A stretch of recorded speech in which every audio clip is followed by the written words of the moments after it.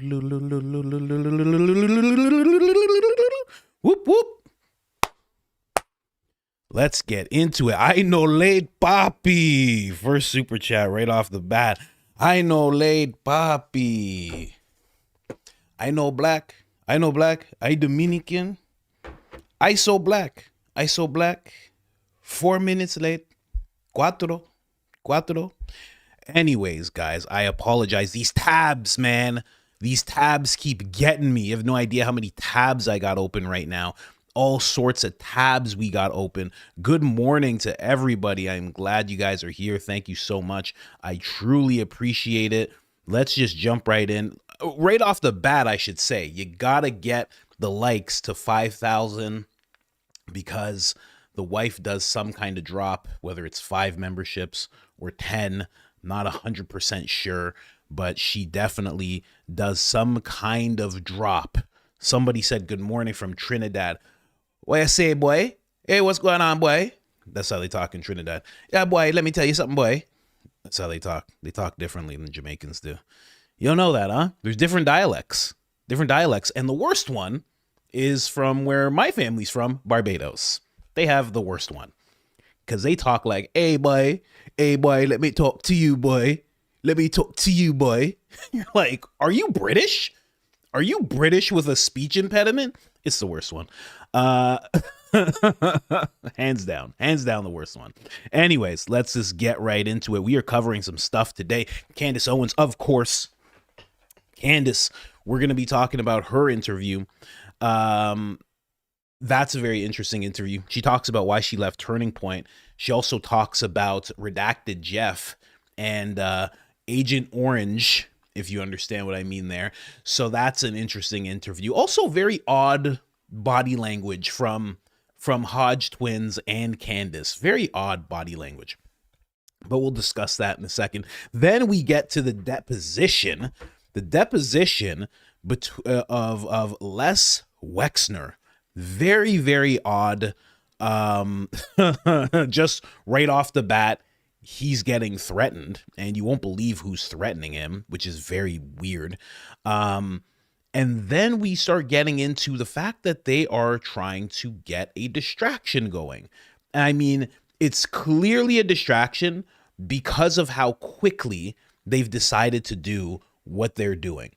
Now, we're going to talk about that as we get into it, but I just think it's very apparent what they're trying to do. You know, they're trying to feed everybody anything other than you continuing to look at these files. I mean, it's just ridiculous. And I really have to find a time and a space to use web live. I really want to do that. I don't know if I'll be able to do it today. I got it working, but then also I have to think of like what will come up as I search for things, because sometimes there's pictures. Sometimes there's pictures that pop up, so we can't have that. But I heard one thing. I will say this. I was going through them, and I found one audio where there are these people, and they're discussing, they're really mad that somebody's boat, we think it's Redacted Jeff, that Redacted Jeff's boat got hit. So this woman, who clearly sounds like a black lady, and then it sounds like a guy who's like just like a southern white dude, and they're kind of arguing. She's like, look what you did to this boat. I can't believe you did this to this boat. She's like, this is his only boat. Like, what are we doing here? She's like, the plan was to dispose of the bodies. She's like, and now we got all this to go through. He only had one boat. It was the craziest audio. I couldn't even fathom. I was like, they're just arguing about it. And also I was thinking, who's recording it? Right? So it seems like they had an informant in their ranks. So that's interesting. That's very interesting. I wonder who all the informants were. Maybe it was the southern guy, because I don't know. He comes in very clear, but also the black lady comes in very clear because she's yelling. But yeah, we have a whole bunch of stuff to go through. Let's just jump right into it. First things first. Before we dig into the meme bag, you guys, there's a clip channel. So if you're like 3 hours, what's going on here? Live stream. What's happening here? Why is there a live stream? There is a clips channel we have posted a bunch of videos on the Clips channel. I mean, video after video. We are keeping you guys updated. You can catch highlights from the live streams there. We hit 18,000. Wow, Lance, great job. Thank you so much for pumping these out. So there's a bunch of videos here. Bunch of videos that you can catch, even older videos where I was talking about different. Don't go to that video. No, no, no, no, no. Oh, yeah, they didn't like that video. That video about that prince. That video about that prince, something happening with that prince. They didn't like that video. Every video is like 2,000, 5,000. That video, it's like 600. Oh, they didn't like that. They didn't like that. So we'll figure that out. Also, I will say, before we dig into the meme bag, it turns out that the prince, who will go unnamed, is out of the succession. There's like a line of succession. He was like number 8. He has been called to step out of line, so he cannot. He's already stepped out of line, honestly. What he's in the files for? But he's out now, so he is no longer in the ranks. He's not named as a prince anymore. He is not in the ranks to ever become king, no matter what happens to the other 7 people. He is just out completely. He's now one of us. He's one of us. And I'm sure for him, that's very, very terrifying. In fact, as much as I'm like, oh, that video didn't, oh, they were looking at that video weird. There's no way that I'm not showing you this picture. There's no way. I have to. We've built a brand here where we are going to show Dan Bongino looking like RoboCop. We are going to do that, okay? That's just what we're going to do because the people have to know. And so, of course, I am going to show you this picture. I mean, of course I'm going to show you this picture. That's after he has left the precinct and he says, oh, I didn't like that at all. I didn't think that was very nice at all. They didn't have to do that. The fingers, they put their fingers where they didn't need to be. I mean, I like that on the island, but not in regular life. That was quite the experience. I didn't like that at all. No. Yeah, he is a little bit shocked there. He is a little bit shocked. It looks crazy. I can't even, it's not even zooming in. Oh man, I wish it would zoom in. But this guy just looks shaken. I mean, very shaken. He's like, and then I called Charles, and Charles didn't pick up, and I don't know what we're gonna do here. I tried to call Megan. She's insufferable, but I called Megan, and she didn't pick up either, and that's very odd. I mean, well, what's going to happen to me? I just assume that's how he talks. I don't know. I've never really heard the guy talk. I heard he can't sweat. You know what the Sun put out? He actually said that he had this condition where he doesn't sweat. He's like, so the story couldn't be about me because they were talking about a person sweating, and actually I don't sweat, so couldn't possibly be me. And then the Sun released a front page article, and it just says, now he's sweating. Oh man, they're getting at him. The second the royal family abandons you, everybody's going at you. There's no protection for him anymore. Anyway, that's what's happening with him. So we'll see. We'll see what ends up happening if he actually gets charged with anything. People are saying it was a crazy charge. He faces life in prison. If that actually happens, I would be shocked. I doubt anything like that's going to happen. But we'll see. Crazier things have happened. There's another prince. We'll talk about it. Another prince got detained as well. So they're reading the file. Other places in the world are reading the files and being like, "Oh, I think I have to put this man in prison." You know, I don't know how to do a Norway accent, but Norway's not playing around. Former prime minister I think he had to speak in front of somebody or something like that. I think he got detained. Prince, the son of the princess, Norwegian. They were like, "Yep, you're getting detained too." I don't know. They're doing something. People are like, "Oh, this is just to show that they're doing something." The rest of the world doesn't have to do that.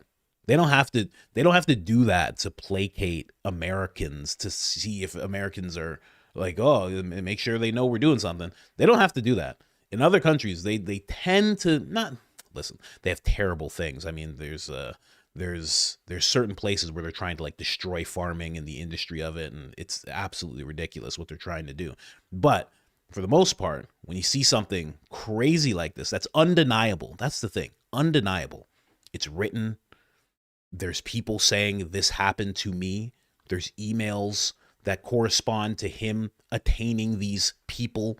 You know, it's a wild thing. It's nothing to do with age. The women were all of age, but apparently what he did to 3 women, they said this can't be ignored. His own mother said it can't be ignored.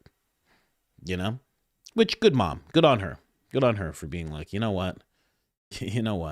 Anyway, let's just get right into the meme bag. Lisa or Lisi, how do you say that? Lisa, is it Lisa or Lisi? She is the Mint that she wanted to be known as the Mint Daddy creator. She's like, I created the Mint Daddy meme. And who is this? Is this Dan Flood? Oh yeah, he's doing the hand signal. Yeah, that's Dan Flood for sure. This is a crazy outfit that you've put Dan Flood in here, I have to say, Lisi. We have Mikey McCoy as well. Mikey McCoy, Brian Harpole, of course, and again, Dan Flood. And we have perhaps we just have Gary in the corner cooking up steaks. Good for him, man. You know, that's Gary for you, right? Just at the fashion show, cooking up steaks, right? Just freshly spinned on the floor. Whoop, whoop, whoop, whoop, whoop, whoop, whoop, whoop, whoop, whoop, whoop, whoop, whoop.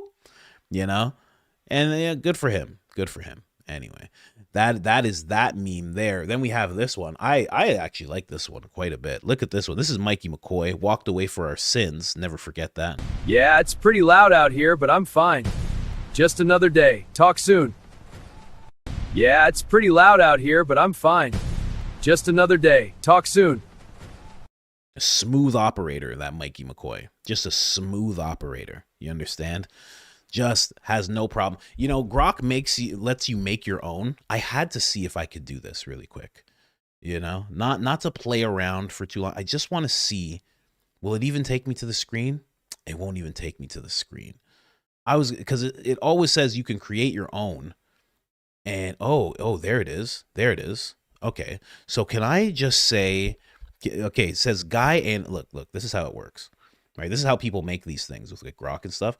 So, guy animated with Batman comic drawing, no army logo, keeps his phone to his ear, stays calm. Okay, let's take away stays calm and walks away. And let's just say shakes his hips uncontrollably. Let's see if that works. Okay, let's just see if that works. Let's see if they will. Oh, I got to sign in the Grok. Come on. That's ridiculous. Nah, it's not letting me do it. Man, we almost had something there, guys. I'm telling you. If I could just get that, to shake the hips. Usually it just works. I guess because I'm on the computer. Anyway, Fleet, friend of the show. Ladies and gentlemen, you have heard of Fleet many times. Follow her on YouTube. Anyway, let's get into it. Check this out. You guys know what Erika's doing. I don't even have to say it anymore. You know exactly what's going on when she does. She's just putting on sparkles. Somebody made a video. They did what? Huh? Oh, that's fine. Do they want a hat? Good, because they ain't getting one. No one is. Anyway, I'm just going to put it down my shirt there. Does anybody have fireworks? Can somebody light a firework? I know we're in the building. Can someone just light one? Just one. 2. You know me so well. 4. Please light 4 right now. You know, that's just what she's doing in the office. Ever since Erika came into the office, there's just been so much smoke. You know, we tell her not to light the fireworks in here. She has a pyrotechnics guy just following her around all the time. It's getting really aggressive. I got burned yesterday. Yeah, my foot. It was crazy. Jim caught one right in the eye. It was nuts. And she didn't do anything about it. She just poured sparkles on him and kept walking. It was nuts.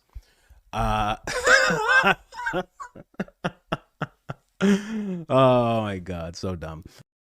Oh my gosh, just amazing. Thank you, Fleet. Allegedly, maybe, perhaps. I mean, and that's the perfect title for a show, you know? It covers you so well. Covers you so well because you're just like, none of that was real. What? Huh? What do you mean? Who said? I love the sparkles. Fleet says it's hard to do the sparkles all the time, but man, you gotta do the sparkles. Anyway, and honestly, listen, Baron said I pay her to make me that Jack. I don't pay her to do it, okay? I appreciate it, but I don't pay her for it. Would I? Well, since I don't already, we'll never know. But anyway, maybe I would, maybe I wouldn't, you know? Why is the coach voice for everyone? Because I'm the one doing it. There was somebody yesterday that didn't understand. They're like, I posted that on X. I posted one of Fleet's videos, and they're like, don't post these fake videos. Thank you. And I'm like, you know, it's not fake. You know, it's just AI, and it's my voice. It's a cartoon. You understand what's happening? They're like, I don't know. I just see these fake videos, and then I question things. I'm like, get your IQ up. What's wrong with you? What are you talking about? Absolutely ridiculous. You know, get your life together. I don't know. I just saw a cartoon and I heard your voice and I didn't really know what was happening. Hey, man. Hey, there's going to be a lot of other things you can't handle in life if you can't handle seeing a cartoon with a real voice. Come on, man. That's all cartoons are. They're cartoons with real voices. It's the first day on Earth. I met an alien yesterday, guys. Anyway, let's jump into the interview here. This is where she discusses why she left Turning Point, Candace Owens. Again, body language kind of odd. Candace is either just preparing for a show or she just finished the show. So she seems like very reserved. And then the Hodge Twins, they seem like they're nervous to be in front of Candace. That's what it seems like to me. Anyway, I'll let you judge. Much like big sister, younger brother, but you know, more like smart guy. Tia Tamara, like your younger brother, also happens to be a genius. Right. So you did everything for Charlie. You used to dress him up and everything, huh? Yeah, for sure. Charlie, I mean, Charlie with the baggy suits, people who do Charlie with the baggy suits, that was a phase, which has been one of the more upsetting things to me about like Don Trump, because Don was definitely his friend. He was a part of that. And I just expected Don to say more, and he didn't. But yeah, it brings a smile on my face. It was a time. And then I got engaged. Obviously, he started dating Erika the same year that I got engaged, and life takes you in different directions. And I could see the pull of Turning Point, what they wanted to build Turning Point into after the Kanye tweet, and I was against it. You know, I there was a lot of misconception regarding why I moved away from being the communications director. The reality is I didn't like Stacey Sheridan. I thought that she was money hungry. I expressed that to Charlie. And I felt that the people that they were suddenly hiring were obsessed with money and power. And when Charlie got into it, it was truly for love of country, but people forget he was young. He was really young. You start an organization when you're 18, and to be in your early 20s, especially for men, like, you know, it is true, men mature later than women do. So you don't want to know what I was doing at 18. That was horrible. Yeah, that's amazing. So what it Charlie becomes accomplished very, at 18. I think, tantalizing. People are pulling you in different directions, and if you do this, you could be president, you could do that, and you can get mixed in very easily with the wrong people. And politics is a pit of snakes. It's actually hard not to end up with the wrong people. And I count myself among the naive, by the way. I was working for Daily Wire. I mean, that seems crazy to me. And that was just a few years ago. That was you. Yeah. It is, you know, there's an innocence to being young. There's a naivety to being young. It's so ridiculous when people pretend Charlie couldn't have made any mistakes in terms of who he selected as his lieutenants. Clearly he did. He did. Yeah. Do you think, like, I think Charlie was a great guy from what I've seen and when I met him. But do you think, like, in an organization like that, do you think over time you'll be manipulated by money and just trying to keep the organization going? You'll sacrifice your integrity here just a little bit because the money is there and you need it to keep this this bigger picture open to keep this organization going? Yeah, I think that happens naturally. I mean, look, we're human, right? And there are, of course, going to be all of these pitfalls. We all have vices, and I just remember, I don't think I've ever showed it, but Charlie was he used to like draw out these little charts of his goals. He was very into writing his goals down. We used to write our goals down, and they were usually metrics, like numerical metrics, like by the end of this year, I want to have 10,000 Instagram followers, or 20,000 Twitter followers, like those sorts of things. Sort of envision these things, but there was no question that he would show, this is how much I want to raise financially. So we're using this metric of success as where my finances are at, which is not totally wrong. If I did set down a chart and said I want to make sure that I have $50,000 in the bank by the time I'm 40, whatever it is, that's. But then when you have the wrong people around you and they're telling you like, oh, this is the person you need to meet, this is the person you need to be, and you're ignoring the morality of that person or how that person became rich. I mean, Miriam Adelson, what is the Adelson legacy? It's gambling. It's pharmaceuticals. Then you Adelson. I think I think she's the one that ran up on Tucker and Charlie after Tucker gave that speech at AmFest. They say it was a really big donor. They say it was a woman, and she was always around. So I think it would be her, and she was really big. I think she's the one that I think she gave Trump $200 million. I'm pretty sure while he was running. I'm pretty sure she did. Gave him like 200 mil. But as I'm listening to this again, I brought it up before. It reminds me so much of Jay-Z and Dame Dash. It is the exact same type of story. That you have one person who's very loud, very vocal, doesn't like the way things are going. The other one is seen as the talent. He's the guy because he's the founder, and he is being just thrown money, thrown people, and he just doesn't know what to do. He's very young. Actually, I think Jay-Z and Charlie mirror themselves in age as they were growing. In Jay-Z's Rockefeller Records, I think they were close. They're similar in age. They're definitely in their 20s, and Dame was older. Candace was older. They could see things. They were being very vocal. It's very, very similar. And she didn't trust Stacey Sheridan. She didn't trust anybody that was being put around Charlie. And then you kind of have to minus yourself, and the people who are around Charlie want you to minus yourself because you're not going along with the plan, right? It's interesting who you have around you. And this argument did come up months ago. And I think this is why Candace said it. The argument did come up where people were like, are you saying Charlie made mistakes and chose the wrong people? And everybody who's, in the gang was like, yeah, that's what we're saying. We're saying that people in their 20s definitely make mistakes all the time, like constantly, especially with a company that you're growing and you don't realize that this Stacey lady is connected to this Lori Franzvi lady, and Erika's connected to Tyler, and Tyler is connected to Mikey McCoy, and Mikey McCoy is connected to Rob McCoy, and they're both operators, and Rob McCoy has psychological op experience, and his father did, and you know what I mean? And he's connected to the guy that wrote Mind Wars and connected to the guy who's a Satanist. Like, yeah, big mistake. Should have just found more people like Candace, and that's it. Should have just kept doing that. Same with the wife that he chose, should have just went to church. Should have went to church, found someone there. Should have just found other people to do things. But when you're growing a company and you have people around you, they want you to pick the person who is going to actually help you grow. They 5,000 in the chat. 5,000 in the chat. I know Black Poppy. Yay. I don't know. Yeah, you say hold, please. Oh, there I am dancing. Okay, I'm dancing on the screen. All right. Someone said frozen. No, I'm not frozen. Close the chat, reopen it. That would be the thing to do, I think. If I'm frozen. If I'm not frozen, just enjoy the show and let's keep it moving. Theo says, oh no, frozen. Oh, yes, it was buffering for me too, guys. Is it good? Much lag.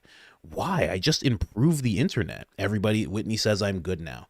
Mute? No. Come on. Jesus. Why are you saying mute? Close the chat and reopen it. No, I'm not muted. Stop it. Not muted. Close the chat, reopen it. But if you think I'm muted, you probably can't even hear me say that. Anyway. Anyway, let's keep going. It crashed for a moment. Okay, we good now. We good. You're good, coach. Thank you so much, Whitney. Really appreciate that. And AWC, thank you so much. People laughing at me in the chat. It's fine. It's fine. Listen, I'm 40. Whatever. Okay, I'm 40 in a couple months. I'm 40 in April. What can I do? You know, what can I do? It's just the way it goes. That's what happens. You turn 40, you start not knowing when things are working and when they are working. The next Candace clip we're going to pull up is her just talking about Erika and the Hodge Twins. But you see what I mean by their demeanor? It's like Candace the whole time, she doesn't really move from that position. Her hands are kind of locked away. These guys are usually really funny. You know, they're really energetic about things. They usually play off each other really well because they're connected at the brain because they're twins, and they're not doing it. And Candace isn't really moving around much. It's almost like Candace is guarded because these guys are known to be like company men when it comes to the right and the things that people are saying on the right. But they've kind of broken away from that. They're not really like that anymore. And she's not like that anymore. So it seemed weird to me. Like she's just not moving. You know, usually she's like, you know, she's out there, she's saying things, she's moving around. It just seemed like it's just an odd little disconnect. Because honestly, if they got to know each other, they warmed up, they would be hilarious together. The Hodge Twins and Candace would be so funny together if they would just both loosen up. But anyway, let's hear the Erika clip. He was dressed. I bit my tongue. I thought it was weird, but everybody grieves differently. And I fed into that. Everybody grieves differently. I don't think anybody grieves like that. It's one of these things, these like psychological tricks, that they always argue in the extremities, right? So it's like everybody, when they're growing up, like, you know, you're a girl or you're a boy when you're born, right? And then they'll be like, but what about this percentage of people that are actually born and they're hermaphrodite? That therefore means that, you know, gender dysphoria is real because this could have happened. And you're like, oh, please stop arguing in the extremes. Like you are not an exception. There is this whole realm of rules, and let's stop arguing with the exceptions, okay? Right. Personally, the only exception that I have seen to the rule of grieving in this manner with the pyrotechnics and the glitter and the laughter is Erika. Now, I've seen other ways of grieving, as in people who just, don't want to be seen for a while, or people who drink. You know, there's all of these other ways that people grieve, people who get into drugs, whatever it is. But generally, we recognize as humans what is within the realm of normal grieving. And this was the first time I've seen it done in this way. Especially when you add into the fact that this was a public execution and the entire world had a normal spiritual response to that, as we discussed earlier. We would therefore expect, since people who did not know Charlie could not get out of bed, that you would perhaps expect that of his wife. And then if you remove that part, if you remove the CEO, maybe, okay, some people want to throw themselves into work. It certainly helps me to get back to some sense of normalcy, not in that regard of wanting to become the CEO of a chairman of a company. But even if you removed all of that, I think the part that no one can make an excuse for is not instantly worrying about the safety of your kids. Right. If you just watch your husband be assassinated and you realize my kids only have one parent left, and I don't know how this happened, your natural instinct is to not leave your children's side. Right. Great and point. So I think that to me was the loudest part. You know, you have your pyrotechnics, say you want to be the CEO, but to be present and at the office every day, days later, that doesn't track. Right. Yeah. You released a voicemail of Erika talking to, I forget who she was talking to, but she was sharing some of the financials over the funeral of Charlie and how much money they made. It's just a voicemail, Zoom call. What's going on? What are you talking about? But she's right about the kid thing. the being the only parent. And also, you don't, at the time, if you're a regular person, you don't know what actually happened. You don't know if this was a targeted thing. You don't know if it was really the person they say it is. You know that he's this big political figure. You know he knows all these people. You know that what happened to Agent Orange, Prez Orange, you know his whole thing looked very, very odd. You know, if you have a husband, your husband's Charlie, he probably talked to you about it and how weird it all was. So your first instinct, if you're a normal person with normal amounts of information and you know nothing, you would go, oh no, what just happened to him and who did it? And could it be foreign tie? Could it be government? Who just did this? Could it be Intel? Who just did this? And you would think the only thing you would want to do is be with your kids, because now you'd be like their real protector, right? Then also, you know, if you're a normal person, you'd fire the security team, which she didn't. She kept all the security on because we saw her with them literally like 6 days later. So it was just very odd. If you're a normal person, when I say normal person, with the information that we all had, right? The information that everybody should have had, no more information, then you would think to yourself, I have to stay around my kids, right? But instead, she does the opposite. And she's like, I have to be away from my kids a lot. I am now going to be away from my kids so much that it's going to make people's heads spin. You know, I'm going to be in front of crowds of people more than I'm with my kids. And listen, she might just, every time you don't see her, she might just be with her kids. You know, that's possible too. But I mean, I don't know. It's just very weird. It's very weird. My kid has never been alone with anybody but me and my wife. Like, there's never been a moment where the kid is not with either me or my wife. It doesn't matter who else is there. Grandparents, aunts, uncles, friends, doesn't matter. We don't leave the kid alone. I don't know. That's just me though. That's just me. I'm an extraordinary parent, apparently. I just thought that was normal. You watch after your kids all the time. It sounds like she was gloating about the money, and she didn't really care about. I mean, I don't know. I'm not trying to offend anybody. It's just like you was happy about the money and how good it went, and your husband's past is it's like you almost forgot about your husband because it was a financial success. So I just tell you how I experienced that call. I was spiritually disturbed by it. That's the truth. And everyone was. I didn't need to contextualize the call. The call was, this is 11 days, not even 2 weeks after your husband's been assassinated. You are referring to the memorial as the event of the century and discussing how much money you made off of selling T-shirts and hats. And then it almost felt like it was obligatory for her to then realize, like, oh, I should say something about Charlie. And it's like, oh, Charlie's dancing in heaven. He's like, get to work. And then, he's up there and he's like, more hats. I feel like if he's up there, he's probably like, please figure out what happened to me. Because they're lying to you, obviously, if we're doing that. Right. So I feel like the only thing you don't say when you're in heaven is more hats. I feel like, from what I've heard about this heaven place, that the one thing you're not concerned about is hats. I don't know.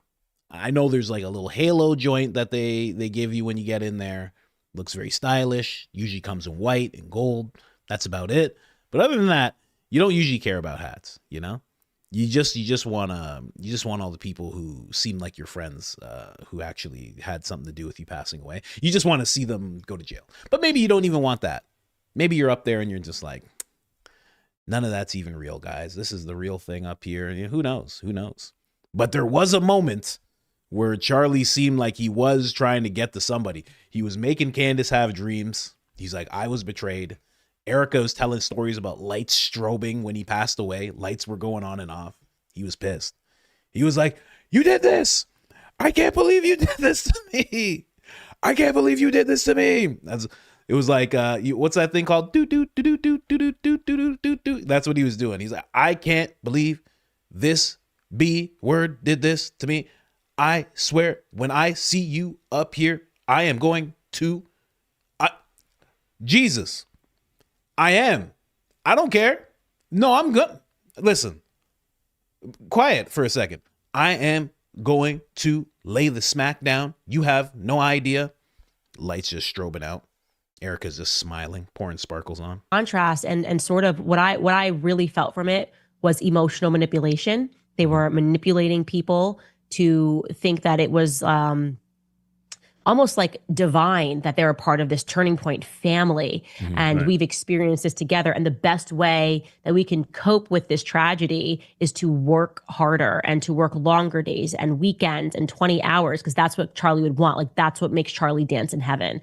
It made me feel disgusted to listen to it, if I'm being frank. Right. As even if you didn't know Charlie, that was the general feeling.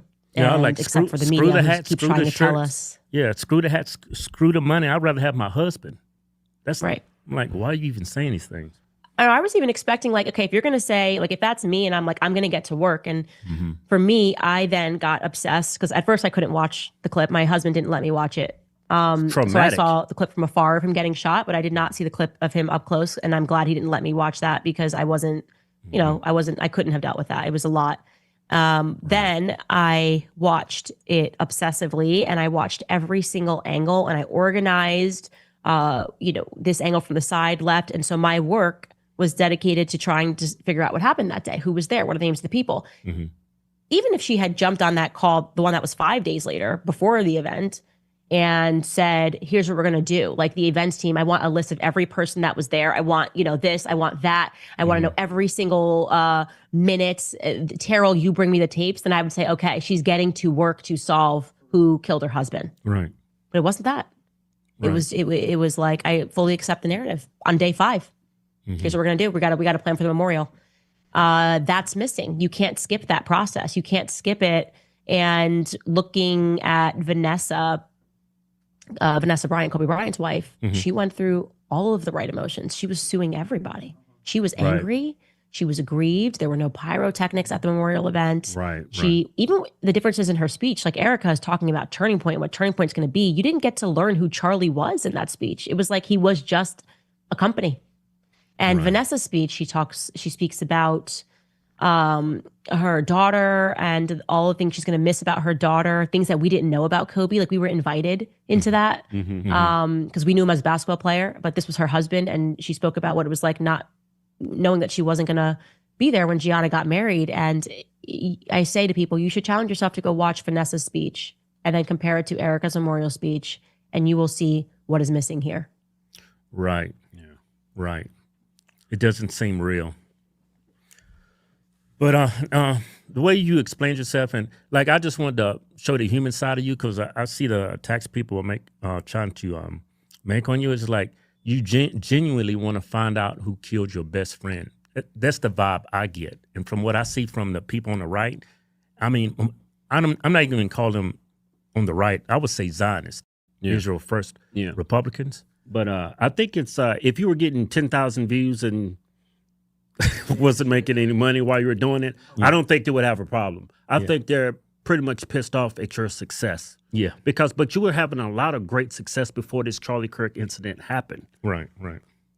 Yeah, that was, they have nothing to judge me on, and that's what they're really upset with, is these are the people that actually tried to grift off of his death. They sold T-shirts, they sold hats. Turning Point USA made $250 million in a couple of months. So it's just stunning that Erika sits up on Fox News and she says to people that are making tens and thousands of dollars on YouTube, okay, $250 million grift. Like, are you kidding me? In a couple of months? Like, that's just wild to me, because they were referring to YouTubers even that were speaking about like the ballistic ones that were going viral. She's like, do you understand how much money they're making? I'm like, yeah, no, actually, do you understand how much money they're making? Because it's a drop in the bucket compared to what Turning Point USA has made. Like, they're trying to make it seem like everybody on YouTube now went from making $0 to hundreds of thousands of dollars or something like that, which couldn't be further from the truth. Our podcast was already top 10 globally. Right. Don't forget, this is part of why Brigitte is suing me, because she's saying that my podcast was successful only because I found out that she has a penis, right? Like, it can't be everyone keeps saying this. When I did the Kabbalah Chronicles and we were top 3 globally, at the end of last year, they were like, oh, it's only because of the election. And then when the Blake Lively series went viral and Blake Lively's people issued a statement, it was like, oh, it's only because of Blake Lively. It's like, calm down. Like, calm down, narcissists. It's because I'm dedicated to investigating things that I'm passionate about. And you could not have stumbled upon something that I am going to be more passionate about than finding out what happened to Charlie, because, and I explained this to my husband, it felt like there was a part of my political life, like a political innocence that died with Charlie. Right. You know what I mean? And that's why I go back to this, looking back at these texts of, oh my God, Charlie, Don Jr. just followed me. Eric Trump just followed me on Instagram. Right. Oh my gosh, Right. this is amazing. Like, you know, in the future, we might be invited to speak on CPAC stage. Like, we sound like kids. And because we were, in a way, we were political kids, and we didn't understand how deep and how evil and I guess how dangerous politics could become. Yeah. And so I had to mourn that too. Like, this was recognition that this actually happened, and the people who should be protecting Charlie and who he gave his life to are silent. So yeah, you stumbled upon, you already knew I liked to investigate evil, and then you committed an act of evil that was personal to me. So surprise, I'm here. How does it feel, Candace? I love that. That's crazy. And she's right. She's right. When it comes to a lot of people, you know, people always move towards that. They're like, oh, you're covering this for clicks. And it's like, okay, do you know what the numbers look like already? You know, that's like saying that about Jesse. It's like, have you looked, like, go look at the number. Like, he's not, it's the same. It's the same, you know? Yeah, you can really, like, with me, it's exactly the same. In fact, Joe Rogan's always number one. No matter what happens, there's always going to be someone, even Candace, that will be number one for a while. Joe Rogan's always number one. It happens. Tucker was number one for a while, and then Joe just took it. Sean Ryan was number one for a while, and Joe just took it. He always takes it. He always does. It just happens. I don't know why, but that's just how it works. I went from talking about the number one person who pisses off people, usually on the left, but not many people, to covering somebody who pisses off everybody all the time. It's not always the greatest thing. So, but you know, again, this is a big thing. This is going to be a big thing, you know? It's going to be talked about for a really long time. Like, your kids are going to ask you about that. Okay. Someone just said, still laughing about RoboCop when I said Dan Bongino looked like RoboCop. Come on, I'm trying to be serious here. How dare you? Come on. Don't do that to Dan Bongino. He's hanging on. His hairline starts up here on the top of his head, and he's hanging on. It's hard to let go. I get it. I did it when I was young, so I didn't even know what I was missing.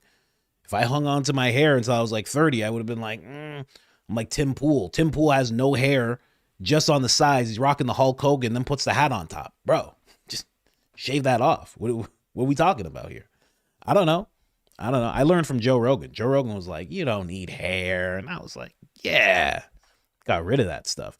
You know, but RoboCop, Dan Bongino, he's still rocking it, still looking ridiculous. It's fine. What is he, like 60? I don't know. Anyway, we're going to move on to Candace talking about Now Prez and Redacted Jeff. Let's go. Thread that needle while making it clear that I do support law enforcement. Right. And there are tons of brave men and women sign up for our military, but I do not support the corruption of our military, which has been going on for decades. Right. I want to show you this clip of Trump. He was asked about the Epstein files. Here's the clip, Ken. Epstein conspired against me. So that takes care of Epstein as far as Trump is concerned. But you got a lot of Democrats out there that are very much involved with Epstein. But I'll be honest with you, you got to get back to running the country, too. On the Epstein files, you talked about Democrats who were in there. Elon Musk was also in there, and so was your Commerce Secretary, Howard Lutnick, and correspondence that he had with him. Did you read those new files that were published Department of Justice? I have a lot of things I'm doing, you know, a lot of things I'm doing. I don't know. You mentioned two names. I'm sure they're fine. Otherwise, it would have been major headlines. Oh. I think it's really time for the country to get onto something else, really. You know, now that nothing came out about me, other than it was a conspiracy against me, literally, by Epstein and other people. But I think it's time now for the country to maybe get onto something else. What would you say to the survivors who You feel know, you are the worst reporter. No wonder CNN has no ratings because of people like you. You know, she's a young woman. I don't think I've ever seen you smile. I've known Literally just because got 3 questions about the files and then ends up snapping. And I love a good snap from Agent Orange. I love it. I absolutely love it. But in that case, it was a little bit silly. And listen, I'm no fan of the handsome Caitlin Collins. I'm no fan of that handsome lady. But for you to flip out because she's asking about the files and it's one of the biggest stories in the world, and you're just like, I can't believe this. Can't believe this. You know, just in Turning Point form, everybody has hats, and he's like, you don't want a hat? You don't want a hat. You want to talk about this? This is why you guys get no ratings. It's like, you're right about the ratings. You're right about the ratings, but you should be answering things about the files. You know, you shouldn't be getting on her because she's asking about the files. I think that's a little ridiculous. A little ridiculous. Well, he doesn't want to discuss this even before the dump, right? So we knew that, obviously, and I think maybe Project Veritas had done some work and said that his had revealed a video that someone said his donors were in the files, and we obviously have not received the full files. It's very obvious that what's missing are the current active Mossad type agents in the United States that we know were intimately involved with. So he's wanted to turn the chapter on that full stop. Is she being intentionally provocative? Yes, of course, it's CNN. Is she trying to make it seem like was implicated in the else for sure? But to her broader point, saying that the victims of abuse, that is a valid question. So when you say let's turn the page on the files, you are making a remark that impacts the people who were swept up in what was a operation, which is still being covered by the elites who it served, which, by the way, it goes right back to that's why he doesn't want to discuss it. And I want to be clear, this is what I mean when I say he's out of touch with his voters. We care about this. Okay. Moms care about whether or not we're running the world. Dads care about whether or not are running the world. That's not a leftist talking point. If we can't protect children, we're not even a nation, right? Right. We have totally violated the social contract with our government has totally violated the social contract if we can't even protect children. Right. So this is why people feel like we're on the brink of a civil war, because they're kind of saying, yeah, we don't care. Yeah, sure. We had an island built after an Egyptian temple. Children were being sublayer. But we're now over that because we got him out of a prison and he's happily living probably in Tel Aviv. Like, that's not going to work. That can't be the messaging going forward. Mm-hmm. Yeah, I just don't like when he keeps calling it a hoax. It's like, why would you use that verbiage? Why would you use that language to describe? It's like a smack in the face to all the victims of him. Yeah. It's because they do think that we're a cult. And I started to believe that everything he said his followers would get behind because we fought so hard for him when he was actually wronged. But the important piece that he's missing is he had actually been wronged. In this circumstance, the victims of Epstein's network, the people that were actually harmed. Right. That's a great point. And like that's a perfect like the way she touched on that was perfect because you could tell what side of things she's on. She's like, this happened because he was actually wronged. Right. And now it's the victims who were wronged.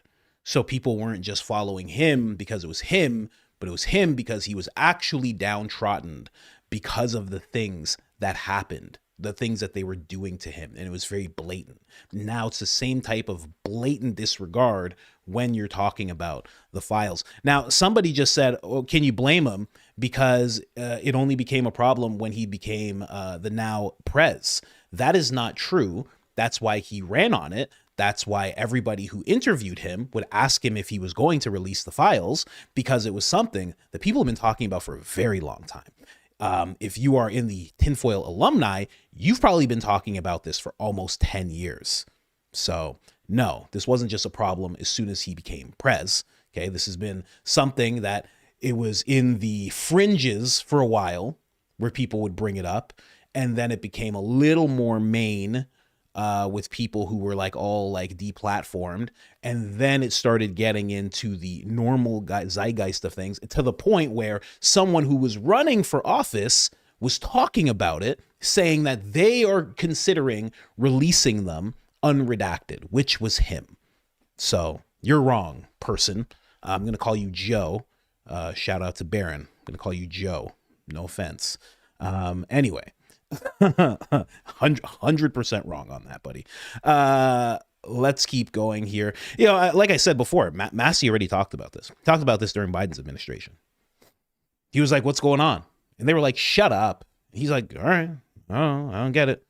And then the only reason, funny enough, the only reason Massey and what he was talking about picked up steam was because of Prez Orange. That's the only reason it picked up steam, because there were actually people who were talking about it, who were running for office. So he was like, okay, great. Now someone's running. Man, no, you're wrong. Okay. If that's what we're going to, you're wrong. How about that? How about that? You're wrong. No. Nuh-uh. Okay.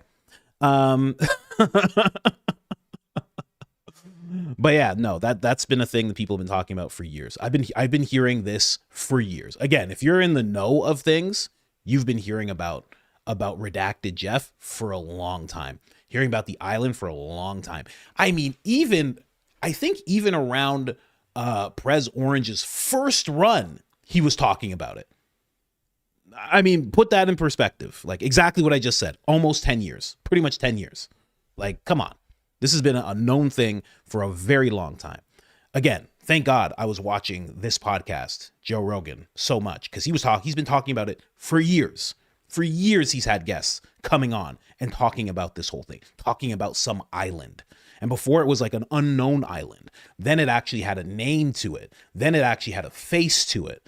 Then it actually had charge, like, you know what I mean? Then there was files. Like there's been this whole evolution. You've just not been paying attention. Okay. But I'm glad that you're here, because now you can actually pay attention. Now you can actually see it. There you go. Good for you. Anyway, glad I could help. Don't worry. We don't have to get out the logic books or anything like that. If you want a logic course, you can go to Baron. Baron's handing out logic courses. He says they're free. He's doing people a service. He says they're free. You don't even have to pay. What did he say? This is the best thing he said when he was addressing to Joe. He's like, there's no reason for you to be in this condition. I was like, oh my gosh, Baron, wow. There is no reason for you to be in this condition, sir. I'm glad you're here, because we are actually moving on to some of the files. Now, apparently, they're actually being taken away slowly. I did not realize this. People are saying that there are certain things that have been released that all of a sudden are not released. The download all option on the DOJ website has been quietly taken away. So you can now not download all. You actually have to go one by one, which is something. Glad Ian did it. Ian did it back when you can just download all. So thank God for Ian there. But there's been odd things like that are slowly being taken away. Massey actually brings it up here. Sentence. And finally, I know the DOJ wants to say they're done with this document production. The problem is they've taken down documents before we were able to go over to the DOJ and look at the unredacted versions. They took down some of the most significant documents, two of them involving Virginia Giuffre's case and other things. The picture of Epstein in a room where it's got CIA written on the boxes, that's been taken down. We want to be able to look at all these files. They can't keep those documents down after they've already produced them. I want to talk to you about one sentence. That's weird. That's very weird that they're doing that to the point where even he's not getting to see them. That is where it gets very odd. And what are these files connected to? A lot of people say that they're connected to all sorts of things. Now, of course, depending on what side of things you are, you jump right to conclusions, and it's like anything involving Agent Orange, that's what they're taking. Anything involving Prez Orange, that's what they're taking away. I've heard that. I've also heard that it's stuff that involves a very powerful family, super powerful family. I've heard all sorts of things. And It's probably all of the above.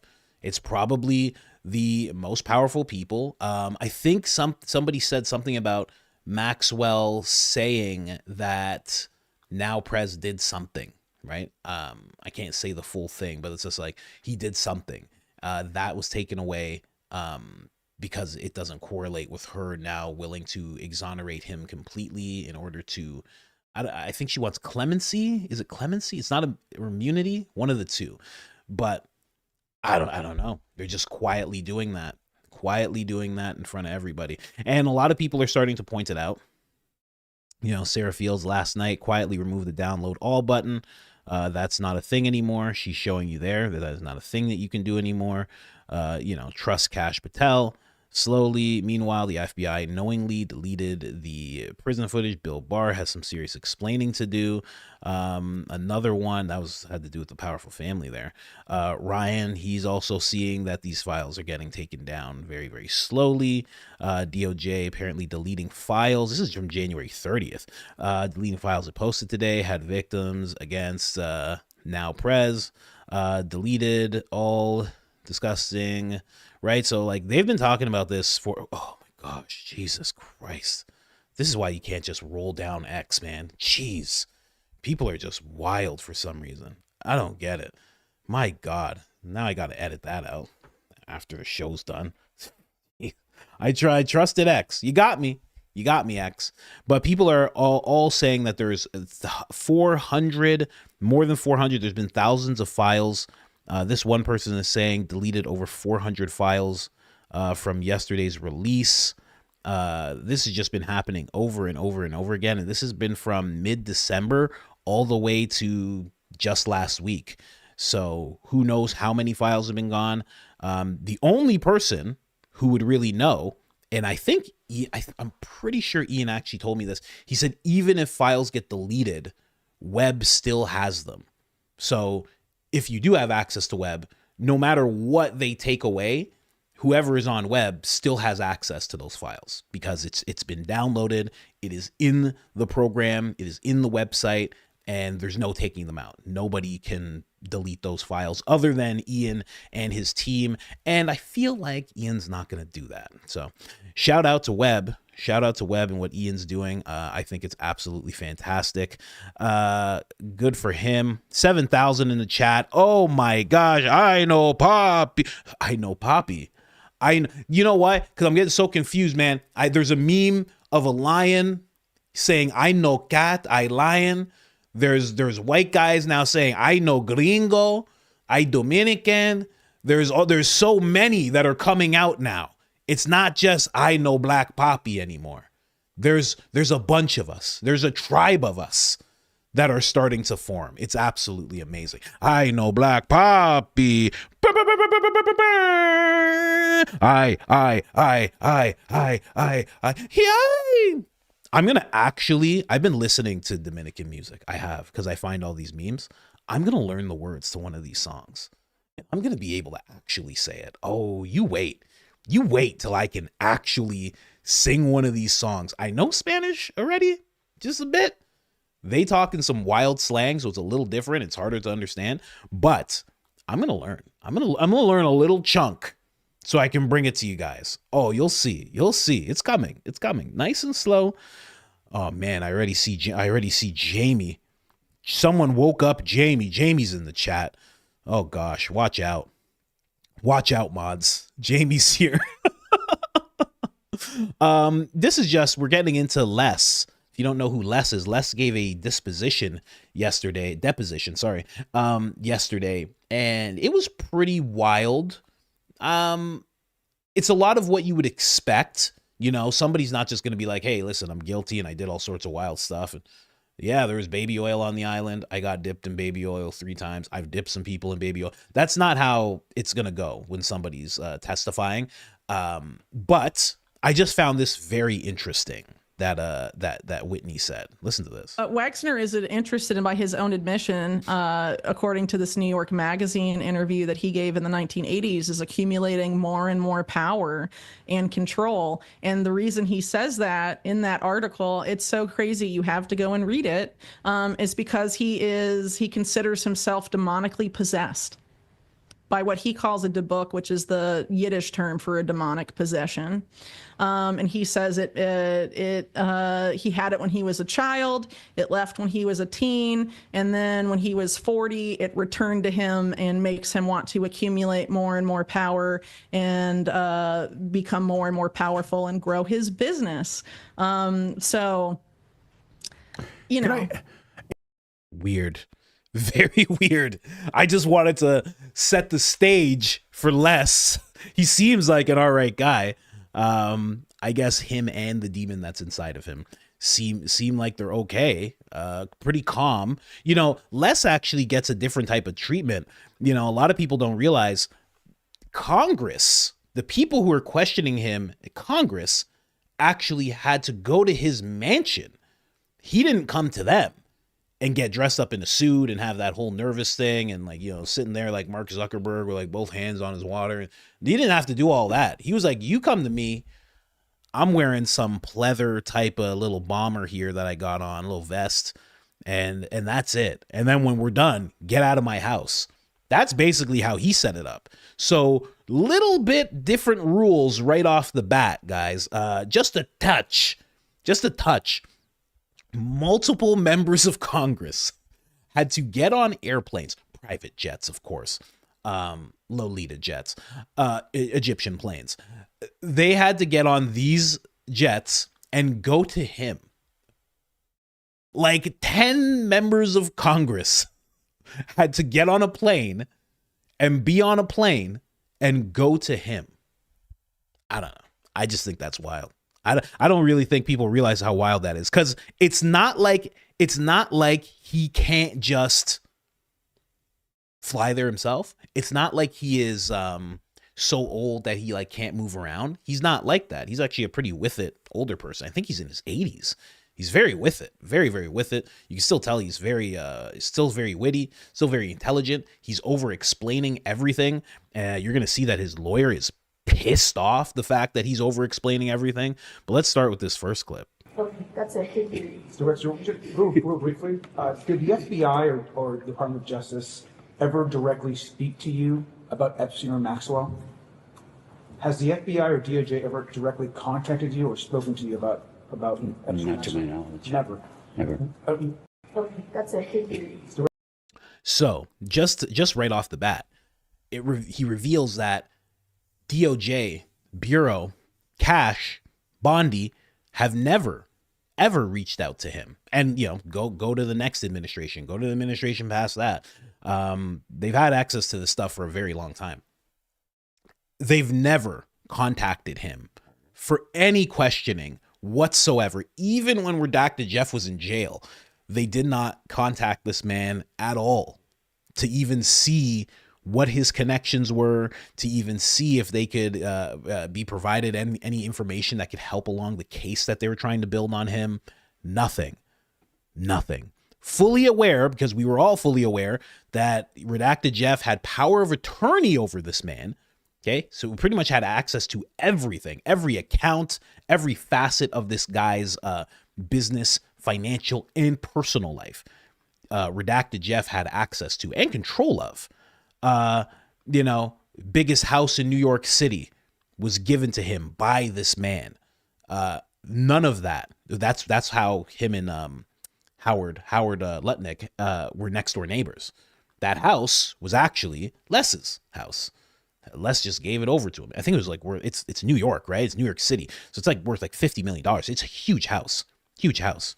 I mean, like a 3-bedroom house in New York City would cost you like $5 million, $10 million. You know what I mean? You can get a penthouse, it'll cost you $20 million. A townhouse that's huge probably costs like $50 million. I think it was $56 million to be exact. So they never contacted him. They never thought, this is a guy that we need to speak to. Interesting. This guy gives a little breakdown into Les. Mr. Wexner appears to be unaware of much of the money, as he claims, that was given over to Mr. Epstein. In fact, this is interesting. I just have to interrupt. That was the reason why you see them outside. I was like, why are they outside taking these questions? I'm like, this is so weird. It's because they're outside the guy's house. The guy's like, no, you can't let the cameras in here. You go outside. Go outside. I don't care if it's raining or whatever. Go outside and handle that stuff. And kick them out. it's interesting that Mr. Wexner has already begun to clarify in his mind that somehow he and Mr. Epstein even front. Who's Les Wexner? He's mentioned in the files over 1,000 times. In a lot of ways, he's more guilty and more important with regard to Jeff. And he's being deposed today. And because he's a multi-billionaire, he doesn't go to Washington, D.C. No, all the congressmen have got to haul their butts off to his mansion in Ohio. Being a billionaire has its privileges. In the past, to cover for himself, Les Wexner has said, oh, he was a con man. I was duped. I feel deeply sorry. And I had no idea what he was doing. His testimony is changing now. He says, we knew the guy.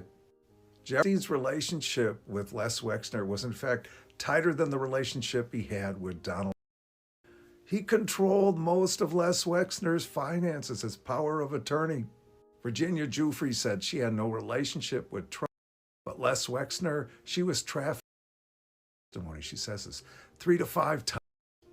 Wexner gave over $1 billion to Jim. Testimony today. He says, oh, I didn't know anything about that. And with regard to Ellen, he says, just so you know, when you say he gave over $1 billion to Jeff, he's only worth like he's only worth like $8 billion. So that's like a huge chunk of your entire fortune that's moving over to a person. And he's like, I didn't know much. I don't know, man. It must have been what was inside the baby oil. I mean, we were all getting dipped in it. I don't know. A lot of things are happening. Listen, everything was slippery. So the money was slippery too. It just kind of fell out of my hands. But when me and Redacted Jeff hang out, I mean, you couldn't hold on to anything for more than a few seconds before it would just slip out of your hands. I mean, that's not my fault, you know? Anyways, guys, let's keep on going. This is actually funny. This is actually a funny one. This is about boobs. I know. Just ridiculous. Listen to this. Did you yourself write this letter to Mr. Sadly, I did. Did Miss Maxwell approach you to write this letter for Mrs. birthday? I think the request was to write a card or a note or something for a birthday book. And did that come from Miss Maxwell? I don't remember. Mr. Wexner, would you please read the main body of the birthday note for the record, please? I wanted to get you what you want, so here it is. Happy birthday, your friend Leslie. And what was your understanding of what you would want? He was a bachelor, so I drew a pair of boobs. As a kind of a joke and offhandedly, I'd say. Understand. I hope you just drew a picture of boobs. Okay. Billionaire, by the way. Titan of industry, by the way. I mean, come on. I mean, just ridiculous. Absolutely ridiculous. I'm not going to come down on him like that's the worst thing you could have done. But it's just ridiculous. It is so dumb. It is so dumb to be sending something like that. And also, you know, aside from trying to be like real charitable and, oh, it's funny. I mean, I want to get you what you wanted. It's like, okay, maybe it was just the picture. Maybe it was just a silly picture and that's it. You're like, I know this is what you want. Maybe listen, I can't say allegedly, maybe, perhaps, but you know, could he have gotten him what he wanted? I don't know. They were doing a lot of that. I mean, this is what he was known for. right? He's your friend. You know, Redacted Jeff does not want a picture. You know he doesn't want a picture. You know what he wants, right? I don't know. But also Redacted Jeff was the one that was supplying all of that, right? So there is that aspect of it as well. I mean, I just don't know what to think. I mean, at the end of the day, is this the kill one? There's a kill one. Oh yeah, there's a kill one. This is wild. This is absolutely wild. Shout out to Fleet. I see the membership there, Fleet. Thank you so much. Are you doing okay, Fleet? Let us know if you're doing okay. Please hit that like button. Let us know if you're all good, please. And your chief of staff, for the record, who is that? His name is Bruce Saul, and I met him through an acquaintance. Answer the question. Okay. It's going to help if you answer the question that he asks. Okay, thank you. Thank you. We'll all get out of here a lot faster. But as I look back at it, it was part of the con. So I never met Meyerwald. Can I have 1 second? Because I think it will move this thing along a little faster. We're all telling stories, okay? Just answer the question. Okay. Lawyer's getting pissed. Stop telling stories. Every other person says yes, and they say no, and that's it. You're saying sentences. Please stop saying sentences.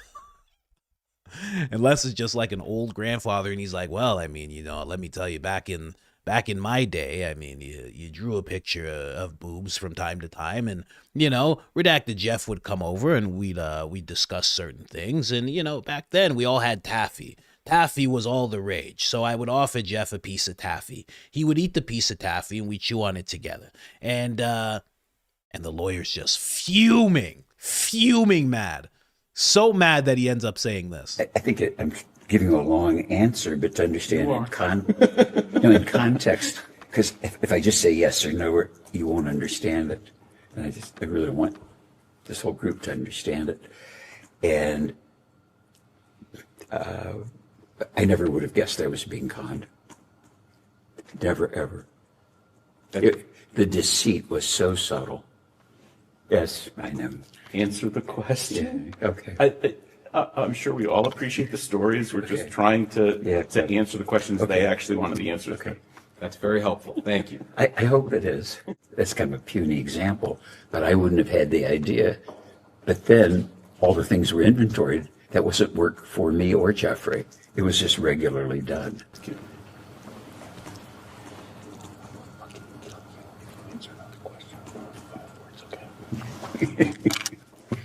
Answer the question. Okay.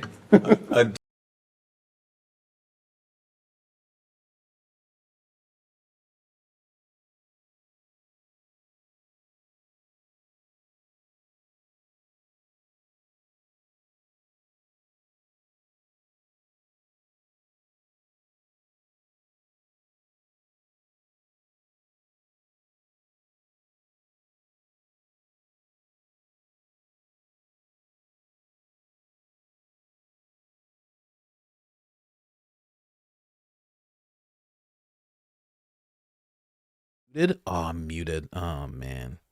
See, I'm hanging around Baron too much, man. That's what it is. That's what it is. I wasn't like this before. Then I meet Baron. Next thing you know, I'm like this. You know, that's not my fault. You know, that's Baron's fault. That's Baron's fault. That's my bad. Anyway, I was just saying, I thought for sure this wasn't real. I was like, there's no way that this is an actual thing that took place. There's just absolutely no way that this is real. That his lawyer actually said, I am going to effing off you if you say an answer that is more than 5 words again. I was like, it can't be real. Then I looked for it more and more, and I found it from the actual GOP oversight, which is what I'm showing you guys. And I was like, wow, he really did say that. Pretty amazing to say that. You know, when it comes to Les seems like I don't know. I don't buy the whole thing where he didn't know, but it's like, this is like handler territory.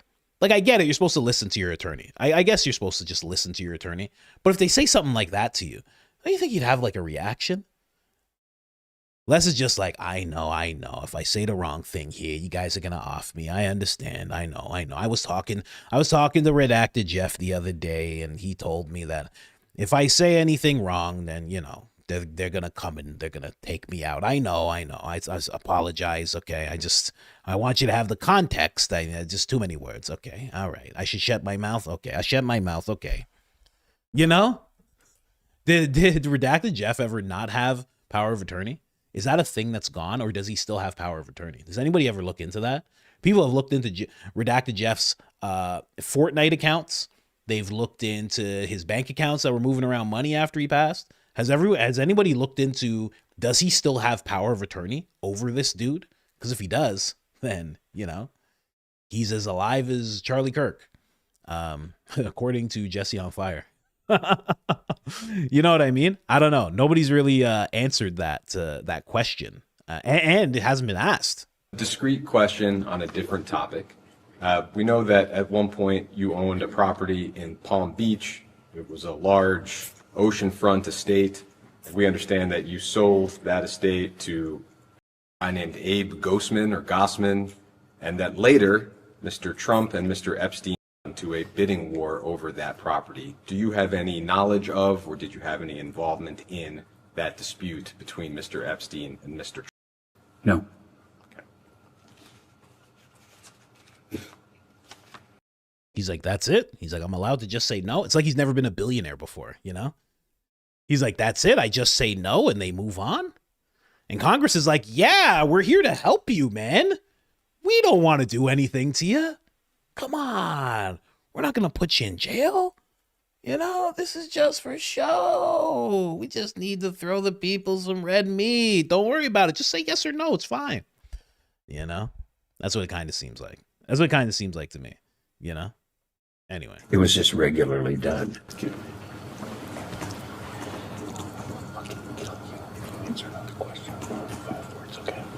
It's amazing that he just whispered that to him. I mean, such a handler, right? Anyway, let's play this. And again, the deposition just goes on like this. I mean, New LA. I never met people, but there were people that called me that either insinuated or said they knew Jeffrey through a financial relationship. And so, they could have been actors, but in the time, a guy calls me up. I'll give you an example. It's just a no, because I want you to understand this, because it's so confusing to me. He would say, like, I'm providing financial advice to the founders of Google. I'm providing financial advice to Jeff Bezos. I'm providing financial advice for the chief technologist at Google. And wow, I'm in good company, because these are really smart guys with a lot of money. And you have to put yourself in the mindset of if my attorney said, he was qualified to argue in front of the Supreme Court, I'd believe him. I didn't say to call the Supreme Court and say, tell me, is he really an attorney, or did he do this? Imagine his lawyer just started choking him. I told you. I said it to you. I told you if you did this again. I said you did this again. Jasmine Crockett's just sitting there. Regular stuff. AOC's just like, surprised this didn't happen sooner. Right? Is this where he starts talking about how is this where he starts talking about how he did this? So here's the thing. He's playing off like he's very naive and silly and foolish, and it seems like he's just not really well aware of anything, not aware of his finances, not aware of his personal life, not aware of anything. But he's a billionaire. No matter what you think, billionaires they're smart. They are smart. As much as you want to feel like they're dumb because you're like, no, they have to be dumb. They're usually not that dumb. There's something that they're really smart in. And this is how he actually got everything that he amassed. This is how he started everything. Listen to this. I know you had a long career, but can you briefly summarize your professional career for the committee?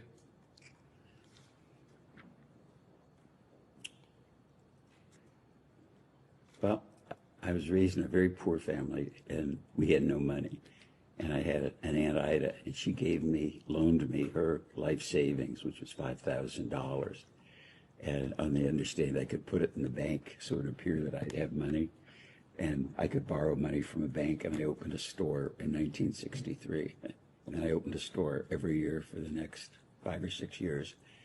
And so by 1969, I had 6 stores.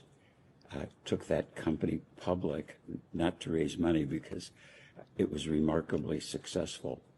And I wanted the associates of the business to own a piece of the business. So I gave stock to virtually everybody that worked in the stores and the back rooms and cleaning people. I mean, I'm very proud of that. And then opened more stores and figured out at one point that there was a limit to how many limited stores I could open. So I invented a second business called Express and opened up more and more stores. And what the business then turned into was the largest multi-division fashion specialty business in the world. And in hindsight, I kind of invented multi-store national and international store retailing.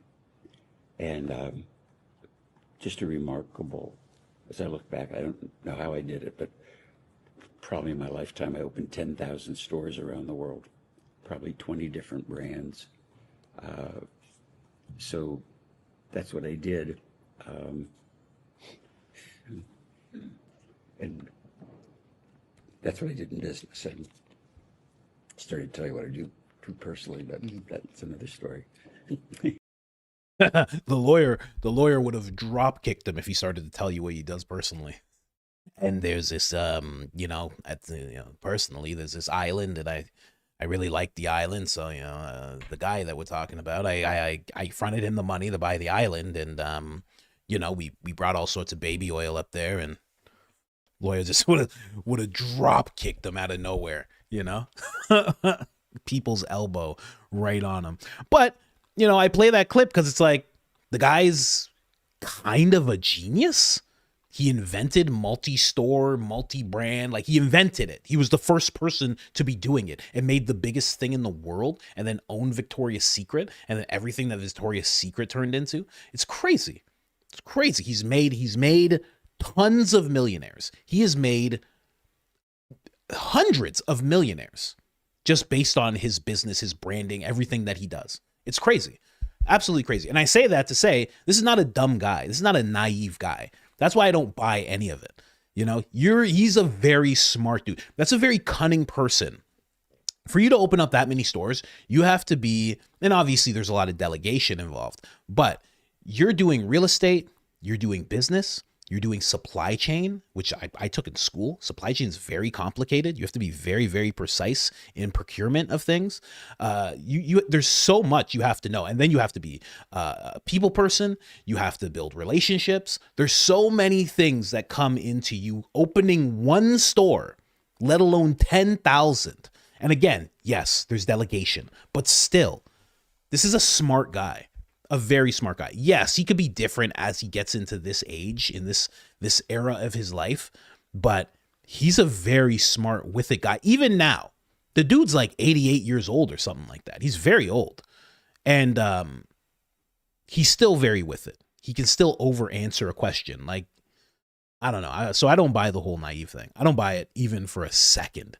This whole naive thing that people are pushing, It's just, it just seems so ridiculous to me that we're even considering that he was foolish. When have you ever been foolish? You're a billionaire. You're a billionaire that never went bankrupt ever. What are you talking about? You built one of the most recognized brands in the entire world. I was foolish. Oh, I didn't know. I just thought everybody. He said people, and here's the thing. Here's why this deposition is so important. Because people often say, this is why he was labeled a co-conspirator in the files, because there is, beyond intel and what could have been done there when it comes to redacted Jeff, people speculate that there is no redacted Jeff without this guy. This guy was, what it seems like was the money. Like, the reason that he was able to do what he was able to do is because of the money. You gave him that house in New York. He did a lot of things in that house in New York. Who helped him with the island? You would think it's probably the billionaire that he has power of attorney over, right? I don't know, man. I don't know. It just seems like there's a lot more in those other 3 million files that's not being discussed. And that lawyer was playing a little bit of handler, a little bit of attorney, probably has an earpiece where redacted Jeff is talking to him. Make sure he doesn't say anything too crazy. Okay? Make sure he doesn't say anything too crazy, please. I just assume that's how redacted Jeff talked. I don't know. Anyway, just so you know, this is not even something that we should be focusing on, because based on the tremendous interest that's been shown, I will be directing the Secretary of War and other relevant departments and agencies to begin the process of identifying, releasing government files. Oh, more files released? Related to aliens and extraterrestrial life. Unidentified aerial phenomenon, which is UAPs, and unidentified flying objects, which is UFOs, and any and all other information connected to these highly complex but extremely interesting and important matters. God bless America. Directly from Prez Orange. Oh, just such an odd timing to all of this, isn't it? All of a sudden, this is what's of interest. And let me tell you something. This is coming from someone that is very interested. Okay? I am one of the people that says that aliens are actually demons. I do say that. I have made dozens of videos about it. If you go back 8 months into my videos, you'll see many videos where I'm making the case, and I'm making it good, if I say so myself. If I could just imitate Cash and Bongino, I do quite a good job when it comes to aliens or demons videos. Oh, I make quite a good argument. I've done so many videos. I'm actually very good at that. Just channeling them for a second, I'm one of those people. I'm very interested in this. But I'm not blind to the timing of all this. Are you kidding me? You're trying to let me know as soon as this billionaire has to give a deposition, as soon as all this stuff's coming out in the files, as soon as they start deleting files, all of a sudden now you're going to come out with that? And let me tell you something. This is like a both sides thing, in the sense of it's like both sides, because what's going on right now, okay? What's going on is... Even, who said it first? Obama. Obama did an interview randomly. Why is anybody interviewing Obama? Who knows? It make more sense to interview AOC at this point. Gavin Newsom at this point. Why are you interviewing Obama? Fine, whatever. You interview Obama. And what does he come out with in the interview? The interview's just nothing. It's just nothing. But one thing he says is that aliens are real. And then a reporter from the mainstream takes that and brings it to Prez Orange and says, hey, Obama said this. And he goes, Obama could get in trouble for saying that. That's classified information. And now all of a sudden, with everything happening with the files, and this is all just within a 72-hour span. And then all of a sudden it's like, oh, well, this is what's most important. Let's release these government files about UFOs. I mean, and then you see Officer Tatum talking about it. Disclosure incoming. What does Officer Tatum care about UFOs or UAPs? Get out of here. Come on. Never seen him talk about that stuff a day in his life. Now Rudy Giuliani, I mean, all the characters. Rudy Giuliani's like, oh my gosh, do you know what's happening now? Disclosure's coming. I mean, all at the same time. Even, and again, this is why I say it's a both sides thing. Even Jesse Waters. What does Jesse or Fox care about that at all? They're sitting down with, why can't I remember his name? There it is, John Fetterman. They're sitting down with him to talk about it. Do you believe there are UFOs and there's alien life outside? No, I mean, I think what President Obama said, that the odds, because of how many trillions of planets and everything across the universe, I mean, I think life does exist. But how it could find us, or how you can explain some of those videos that, that's been released over the couple of years. So for me now, if President Trump is going to release everything, I think that's fantastic, because I think America, and the world would deserve, if is. Yeah, the president says he's going to have the Secretary of War, Pete Hegseth, release those, and that'll be nice to see. Do you believe there are UFOs and there's alien life outside? No, I mean, I think what President Obama said, that the odds, because of how many trillions of planets and everything across the universe, I mean, I think life does exist, but how it could find us, or how you can explain some of those videos that, that's been released over the couple of years. So for me, now, if President Trump is going to release everything, I think that's fantastic, because I think. Interesting. Everybody's talking about him all of a sudden. Everybody, both sides are like, this is very, very important. This is actually the most important thing. Everybody but Massey. Massey's like, they've deployed the ultimate weapon of distraction, but the redacted Jeff files aren't going away, even for aliens. And that is true. And let me tell you something, okay? If they do release a bunch of files about UFOs and UAPs, I will look at both, okay? That's what I will do, I think. I'm not going to get distracted completely, but I'm going to take a look. I want to take a look. I like it. I like hearing about that type of stuff, UAPs and all that stuff. But I've done deep breakdowns into what I think that whole phenomenon is. And I don't think that it's from another planet. I think it's from another dimension, like a realm, unseen realm. And I think that realm is closer to us than we realize. You ever heard of something called the Collins Elite? We'll talk about that. I have another clip. I know it's very weird. It's not like my thing. It's called the Collins Elite because someone named Colin started it or something like that. And they like work in the government. Weird. Very weird. Kurt Mensker actually told me about this. But let's play this really quick. Even Gunther is like, TikTok. Come on. We're trying to focus now on the investigation on who has never been questioned by the Department of Justice, and how did, number one, Epstein accumulate so much wealth, and number two, how was he able to surround himself with so many rich, famous, and powerful people? And hopefully we'll be able to get some answers on that. I think he showed off his plane, and what I have no idea. It seemed like he liked to be around famous people, that's for sure. And then this same guy switched his tune and he's like, listen, we got to focus on these aliens. He just switched up out of nowhere. It's very, very weird. Very, very, very weird. Now, like I told you guys before, okay? I told you that as soon as they leave, as soon as one leaves, one pops up. This is Bill Gates' daughter. Apparently she has a $35 million experiment that she is running. I know it is terrifying to hear those words. Bill Gates' daughter experiment, $35 million. I know. Listen to this. We just raised $35 million for Fiat. So why should you care? Honestly, because shopping itself hasn't adapted in the last 30 years. The fact that it's impossible to find a personalized experience, that every time you want to shop on Pinterest, those items are sold out, is crazy to me. But there hasn't been a truly personalized social shopping experiment to date. And that is what we are building at Fiat. So follow along if you want to watch our journey and give us feedback. We just raised $35 million for Fiat. So why should you care? At least it's just about shopping for now, you know?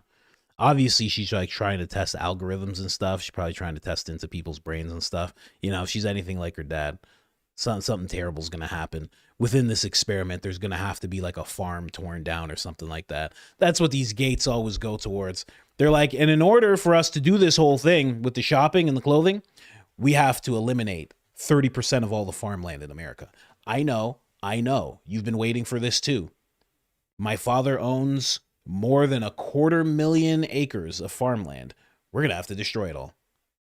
Yep, that's how that's going to go. Not making up those numbers either. That's how much he owns, in case you didn't know. Raises red flags as criticism surrounding Bill Gates continues for his ties to redacted Jeff. Controversial global remarks. His daughter, Phoebe, that's her name, has stepped forward with a new platform calling it Personalized Social Shopping Experiment. $35 million behind it. Most people didn't even know she was building in tech. Now she is asking users to join in. Oh man, the amount of information she's going to take away from people just by doing this. Bill Gates gets a lot of people's information. She's going to get even more with shopping. You'd be surprised. Also, just to touch on this really quickly, there is an official statement. Apparently, the DOJ is going to be joining in with New Mexico and their Truth Committee when it comes to San Rafael Ranch. That is going to be happening. So they're looking into it together. So now that Pam Bondi and Cash are involved, you can be sure nothing is going to happen whatsoever. So that's a relief. That's a relief, because digging up any potential remains is just very scary. And, you know, we all don't want to see that. So I'm glad that they're a part of it now. We can rest easy knowing nothing is going to happen. And thank God for that. Thank God for Pam Bondi and Cash Patel. I just wish that Dan Bongino was back with them, you know? Anything to save me from his podcast, right? RoboCop. RoboCop is so silly. I can't believe I did that. Anyway, I wanted to talk about this really quick. I don't really understand this. I didn't really want to watch this whole thing that he had to do, but Mark Zuckerberg had to testify in front of Congress once again, which I found very weird. Right here, Mark Zuckerberg, Meta CEO, he's walking in right now. This is the first time he's actually going to take stand in trial, right? Absolutely. I mean, he's gone before Congress before, but this is a big deal. Right, it absolutely is a big deal. But the point I was making before, there's internal information Mark, that they have Let's listen to this actually. He's not talking. He was asked, "Do you have any message to parents?" He didn't answer that question. We know several parents are there who have lost children, or their children they say have been harmed by social media, and we know that they are there in solidarity. Let's see what happens. Excuse me, we gotta walk. Excuse me, we gotta walk, okay? Excuse me. Move out of the way! Keep clear! Keep clear! So far, he's choosing to stay silent. Yes. Right here, Mark Zuckerberg. So he has to testify about social media addiction, right? And I think that's very odd, you know? I mean, I get it because people are hooked. I mean, especially Instagram, Facebook, people are hooked, and it's in a very negative way a lot of the time. So I understand that. But at the same time, I've never seen like a McDonald's executive get marched in front of people, or a cigarette executive get marched in front of people, you know? I've never seen that. Or, you know, like, you know, the adult content people, you know, get marched in front of these people, have to speak about the addictions that happen. I've never seen anything like that. So why does Mark Zuckerberg have to be in front of everybody? And why don't the other people from other platforms have to speak on this? It's not just Facebook and Instagram people are addicted to. Why doesn't Elon have to speak in front of these people about addiction? There's people that are way more addicted to X than they are to Instagram. Way more. I mean, you can find accounts where people are just like, people are tweeting 14 times an hour. I'm not making that. Elon himself does that. Before Jordan Peterson got sick, I don't know if you know, Jordan Peterson is very sick, apparently. He was like at death's door, apparently. But before that, he was tweeting all day and all night. I mean, like, you guys know, I stay up late. It'd be like 3 a.m, and this guy would still be tweeting. And even if, like, doesn't matter whether it was EST or CST, he was tweeting in the early hours of the morning, and then he'd be back at it by like 9 a.m. He had a huge addiction. No one ever talks about that. Like, what are we talking about here? Why does Mark Zuckerberg have to be in front of people? I'm not saying none of them do, but I'm saying all of them should. Like, what do we thought? And again, this could be like another distraction. It's like, hey, look, Mark Zuckerberg's hey, there's something else for you guys to look at. Yeah, that could be it too. I don't know. Yeah, somebody just said TikTok executives. Exactly. What are we talking about? Like, what?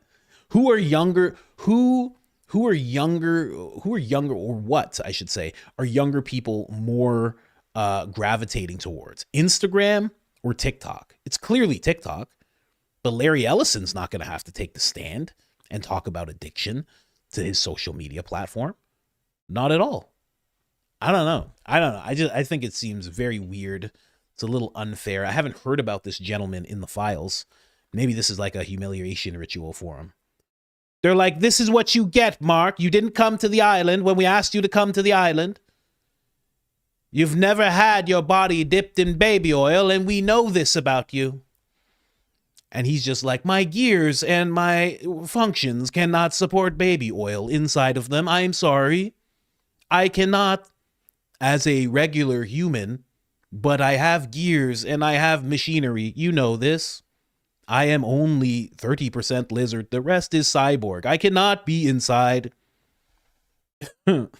I cannot be inside the baby oil. I have explained this to you humans over and over again. You know, punishing him. Just punishing Mark Zuckerberg for this stuff. I'm going to see if there's any word from Candace at all. Sometimes she goes a little nuts online. I just wanted to check that out because I'm seeing all these notifications for some reason. All these weird notifications out of nowhere. Who made this? Who did that? Joshua? It's your problem, Joshua. Come on. What is this? Why would you do that, Joshua? Come on. What's going on with you? I appreciate it, though. I'll show it again tomorrow, too. I mean, I guess I have to. How do you not show that again? Oh, also, when it comes to Tucker, apparently there's been footage released about Tucker, and people are like, oh, Tucker lied because they saw that Tucker actually took a selfie with one of the people in Philadelphia as he was, you know, in the whole situation that he was in of detainment. So he took a selfie. It was like a very happy moment. It seemed like everybody was laughing together, smiling. And people are like, because of that, everything Tucker said was not true and it's not real, et cetera, et cetera. And I have to call BS on that just because who knows when they show this clip, it's literally like a 10-second clip. So it's just something that was released in damage control. My opinion, that's what I think's going on there. Because who knows what happened before that or what happened after that. Maybe it was like a cordial thing and then you walked over and then all of a sudden they take your executive producer, because the only people who were in this clip were Tucker and Tucker's business partner, something Patel. It's not Cash Patel. It's a different Patel. There's millions of Patels. But for some reason, you know, they don't show the part with the executive producer. They don't show the part where somebody has to go into the interrogation room. They don't show any of that stuff. But because they released that little bit of footage, and I really didn't like, I'm not even going to play it, but Benny Johnson, I thought Benny Johnson and Tucker were cool. I thought they were friends. Benny Johnson does a little bit of a smear on Tucker because he's like looking at it. He's like, you can't argue with this. I mean, you know, clearly, you know, this is a happy, you know, Tucker kind of made it up. He's like going through that thing. And then he reads all the negative things about Tucker and doesn't refute any of them. And I was like, wow, I'm like, you're kind of jabbing at Tucker here for no reason. Like, what did Tucker do to you? But I guess, you know, Benny is friends with the guys at Turning Point, and, you know, they're very pro Philadelphia. Benny tries to act like he's kind of in between and he's just like reading the tweets. He's like, oh, I'm just the guy that's reading the tweets. But I think you can tell where his loyalties lie. Not saying that they're outside of America, but, you know, when I talk about Turning Point, you guys know exactly what I mean. So I don't know. I just found it very, very interesting that he was doing that and that this little clip's been released and all of a sudden Tucker Carlson is just a straight up liar. I don't buy it whatsoever. I think he's telling the truth, and I think Tucker will never be able to actually get the full video out there because it's an airport and it's not the same country that he's from. He can't just request it, and they're never going to show it, and it's probably gone already. So now all of a sudden the notion is that he's just completely making up this story and nothing happened to him at all. I think that's complete BS. And I think as I see all the regular characters, you know, all the regular pro-Philadelphia characters pop up and they're saying that Tucker's wrong and they're saying that Tucker's terrible and they're saying that Tucker's a liar, I think it's very clear what's afoot. I mean, Tucker gets the same treatment that Candace does. So they're going to obviously go at him the exact same way that they go at Candace, obviously. Yeah. So I thought that was really shitty did I swear? Oh man, getting too comfortable. I thought that was very crappy of Benny Johnson to do that. I was like, because am I wrong? I thought they were cool. I thought they were really cool with each other. No way. Did someone just say that? Oh my God, it scared me. Oh, I saw in the chat someone said I was muted. I was like, oh no, I said so much. Oh gosh. I was like, gosh, I can't believe I'm muted again. Thank God you were 100% wrong, but you could just be lagging. Someone said, isn't Tucker a billionaire? No, Tucker's not a billionaire. No, Tucker is not a multi-billionaire. I can definitely solidly say that Tucker Carlson is not a billionaire. Now, is he a multi-millionaire? Definitely. I think from the years he worked at Fox, I'd be surprised if he didn't make upwards of $50 million. I'd be very surprised. He was the #1 show for a pretty long time. You know, if Rachel Maddow was getting paid $110 million at one point, I would think Tucker would be getting paid in the realm of that. But beyond his investments and stuff, I don't know if he owns that, you know, that stuff they put, was it Zin? I don't know if he owns that company or if he owns part of it. That stuff's gross to me. I don't like that stuff at all. You're just tucking things in your cheek. You're slamming it in there, and it's just feeding you nicotine. It's gross. Absolutely gross. Cigars though. Cigars I love. Benny on Grindr. Come on, don't say that about Benny. Don't be like that. Don't be like that with Benny. Benny's a good guy. He's a good guy, I think. You know, you never know how these guys are. Yeah, but Benny did never. He never sued. He never sued Milo. Milo was saying all sorts of stuff about Benny playing for both sides. He said it was like a known thing and this and that, and he never came after. He said he would. He said like, oh, this is defamation, this, that. Can you imagine you go and you're like, I want to sue someone for defamation. They said that I play for both sides. And the lawyer's like, well, that's terrible because they're lying. And then he's just like, no, they're not lying. I do. I just don't want him to say that. And the lawyer's like, oh, that's kind of not how it works. That's kind of not how this whole thing works. Then it's not defamation. And he's like, oh, are you sure? Are you sure? And then the lawsuit just goes away, you know? That's like Gary. Gary was threatening to sue a bunch of people for a while. Gary was threatening to sue all sorts of people. See, he's threatening to sue Candace. He was going to sue Candace and Stu. He was threatening to sue both of them.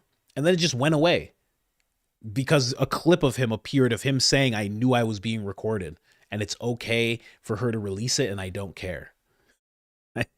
Gary's remarkable. Absolutely remarkable. What a funny guy. I'm sure he's a great guy. I'm sure he's a really, really great guy. Just, you know, just dumb as sticks sometimes. Sometimes, not all the time. I'm sure he's a great guy, though. Anyway, let's jump into some super chats. I really want to see if anything develop. Oh, I should show you that other prince before. Yeah. Let me show you that other prince first. So there's another prince that actually ended up arrested. Do I have the other prince here? There it is. Prince must step down. No. Where is it? Another prince. Where is another prince? Whatever. I'll just find it on X. Another prince just had to get detained. And honestly, I think they're being kind to him with that language. I'm pretty sure he got arrested. I mean, when you do that type of thing to 3 women and it's verified, they don't just detain you, they tend to arrest you. So I think that's what happened to him, and they're just trying to be real nice about the whole thing because he is a prince. Oh, and I should probably show you this. They made this for me. I don't know who did it. Christ Advocate did it. I mean, come on. What are we talking about here? I mean, should I just make it my profile pic at this point? I mean, come on. I know Black Papi. I'm telling you, that's exactly what they look like. Just like that. I know Black, man. I know Black. Hey, Papi. I know Black, man. Let me just find this prince. I'm just going to say Prince. All right. And of course, Andrew's going to pop up like crazy, but then the other one should pop up too. Young guy too, 29 years old. And now he has to deal with this. And his mom, I'll just write this. I'll write Princess's son. Princess's Sess's son. Oh, please hit that like button. Please hit that like button. Please hit that like button, guys. Helps tremendously. What? That's him? No way that's him. Really? Oh my gosh. Wow. That's him. He's a prince? Wow. I mean, I guess if you can do it. Weird place to keep your money, though, you know? Born in 1997. See, young guy. Young guy, man. That picture's crazy. Is he like their Hunter Biden? Is that what I'm seeing right now? That's nuts. That's his picture. What's in the mug? What's in the mug? Because if you already got the bottle in your hand, you know? Tattoos all unfinished here. Why are they unfinished? What are you doing? I mean, just so weird. So that guy is, it's not, well, I mean, they're saying arrested on suspicion of doing that to 3 ladies, but it seems like they have a pretty solid breakdown that he actually did this stuff because, and I only say that because they took him in. I mean, he faces 10 years in prison right now. Here's a better picture of him, you know? Whoever found that other picture, I mean, both are cool. Both are cool, I have to say. But if anything, this guy might be just like King Joffrey, right? He might just be terrible. Just a terrible, terrible person. But that's him, 29 years old, facing 10 years in jail for what he's done. And this was found out via the files. That's why I say they say suspicion of. But if the ladies are saying it happened and the files are saying it happened, then they have a pretty solid case. That's my thinking. But also he's a prince, right? So they might just be like, oh my gosh, those files got deleted. They got deleted. He's not even British. He's Norwegian, but I don't know how to do that accent. So plus he looks British, whatever. I filled in what I could, guys. I filled in what I could. So another prince down.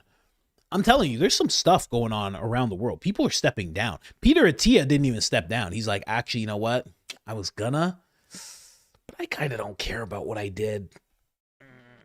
And my employers don't care either. So, you know, there's a lot of that happening in America. There's a lot of elite people going like this. They're going like this. What are you going to do? What are you going to do about it? What are you going to do about it? There's a lot of them doing that. And it's very, very annoying to me.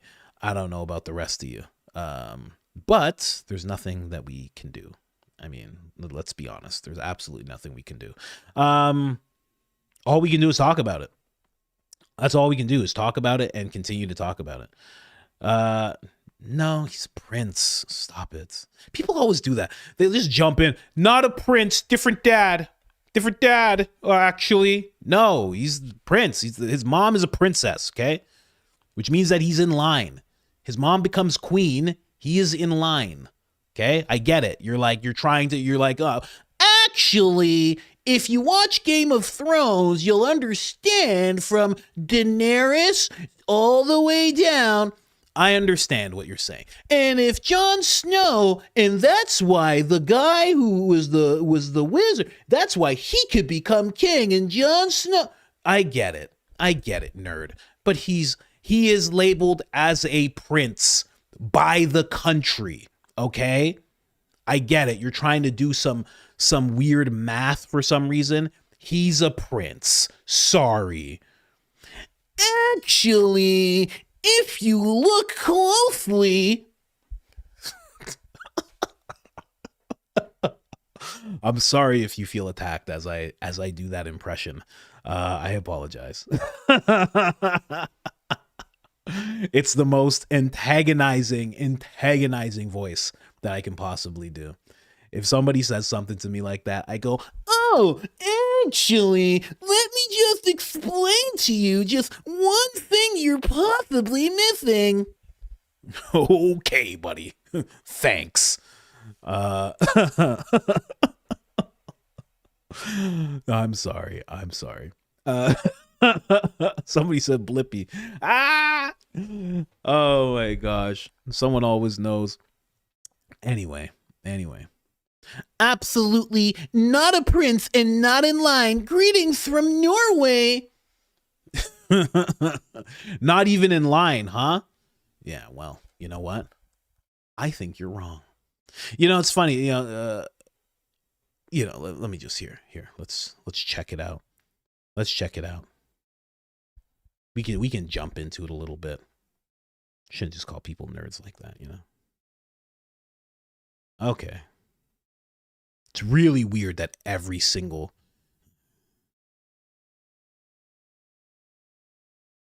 thing is saying, whoa, 38. I was wrong. 38 criminal charges. 4 counts of doing that thing to different women. Holy. Domestic violence, assault, threats, drug possessions, violating restraining orders. He is Hunter Biden. Oh, see, that's why none of these Norway people want any link to him. That's why you guys don't want anything to do with the guy. I get it now. My apologies. I wouldn't want anything to do with this guy either. I mean, expected to conclude, began on February 3rd, expected to conclude by March 13th, 2026. He's pleaded not guilty to most of the most serious charges, including what he did to the 4 ladies, allegedly, maybe perhaps, but admitted lesser offenses such as speeding and reckless behavior. That's crazy. Arrested on new charges of assaults, threats with a knife, violating restraining orders, leading to a 4-week detention. So this guy wasn't, like, you could say he's detained, I guess, but aren't you arrested when you're facing all this stuff? Multiple alleged victims have testified, including one who described that thing that he did to these women while asleep. Oh my gosh. With evidence, including a video found on his phone and data from a fitness tracker showing she was asleep. Wow. His testimony, he broke down in tears during his first day on the stand, citing a lifelong need for affirmation and a history of heavy partying, alcohol, and drug use. Prince, I have no idea how to say these names, but they stated he is autonomous. They have not attended the trial and emphasized that the matter must be handled by the legal system. Wow, that is crazy. That is nuts. Jeez. Holy. That is a lot of stuff that guy's involved in. A lot. So he's Hunter Biden. He's Hunter Biden and Prince Andrew put together. And the royal family is already doing what the other royal family should have done years ago when it came to Prince Andrew. They're like, we're completely distancing, please. You are not a part of this. Move aside. Go to jail. Go to detention. I get it. Fine. Anyway. Let's jump over to these. Chuck Schumer kissed a toad and then they got married. Ew. Jeez, come on, man. Anyway, let's jump over to these super chats. There aren't too many, I think. There's a bunch, but let's jump in here and check these out. Thank you so much, guys, for supporting. We truly, truly, truly appreciate you. I'm sure when I get to the end of these, there will be some new one that'll pop up and be like, I'm from Norway, and actually, I don't approve of what you're... It's the most antagonizing voice. Oh my gosh. That's the little brother training that you get when you're a little brother. You know how to annoy people really well. Some guy on the web. I know, late Poppy. I know. I apologize. It's those tabs, man. You saw how many tabs we just went through. It's lining them up and getting them right. You know, making sure they're angled properly. I'm not a robot. That's something that a robot would say. Okay, I'm just putting it out there. Coach is late again because he has to put on face cream. Listen. You're right. It was the tabs. Listen. Okay, hold on. It was the tabs. Okay, there's a lot of tabs here. There's like 30 tabs. And yes, I go to the washroom. And yes, the face cream is there. And yes, fine. I do put it on because I want to look as good as I can. All right? And my wife bought it for me as a present, and I put it on. All right. All right, you got me. You got me. Actually, he's late because he's putting on face cream, so I don't know what to tell you guys. Anyway, no, you're right. You're right. You got me. You got me. Canadian momster. Oh, a Canadian, eh? A Canadian, eh? Thank you so much for joining. Tammy, where are you from in Canada? You from Ontario? You from Alberta? You about to become the 51st state? That's what's really going to happen. Alberta's going to become the 51st state. They're going to be independent for a while. They're going to make that oil money, and then they'll join the U.S., you know? That's what I think might happen. That would be something to see. That would be really something to see. The rest of the country falls apart if that happens with Alberta. But I mean, I've heard it's never going to happen. It can't possibly happen. Quebec tried to do it a couple of times, I think. It never happened. But Quebec's not worth much. That's the thing about Quebec. Alberta's a little different that way. Tammy, guys, 2379. Thank you so much. Mint Daddy crew. I bet, hit that like button, please, guys. Hit that like button as much as possible. I bet if Andy starts doing landscaping, he sweats. Oh, yeah. Yeah, exactly. Isn't it funny? The people who are like, I don't sweat. They're like the people who don't do activity. I never sweat, actually. I don't actually do that. You want to run 2 miles? Let's run 2 miles as fast as we can. Let's see what happens then. Let's see if we sweat then. You know? It's hilarious. So true. Smoke and coach in the morning is fab. I could only imagine. You know, I don't smoke anymore, but I couldn't imagine how funny I must be when you are blitzed out of your mind. I mean, it must be hilarious. It must be, right? You know? It must be. I haven't done it in, you know, it's been almost 4 years sober now, but in my day, I used to do it quite a bit, always in the morning, of course, throughout my whole day. That's why I was so lazy. You're not, though. I had a thing where I was just extremely lazy if I smoked at all. And I had to stop. But you know, if you're going strong and you're getting your stuff done, good for you, I guess. Why is the coach voice for everyone? And how's it so good? Yeah, that's what Fleet does. Fleet makes sure that the coach voice is for everybody when we do a clip. And I love it. Absolutely love it. Shout out to Fleet once again. Check her out on YouTube. You can check her out on X. But if you check her out on YouTube and you subscribe, that's how you really support. Heather, morning coach. Bro, those muscles are wild. Fleet hooked you up for sure. Thank God it's Friday. Wow, it's Friday. I forgot about that.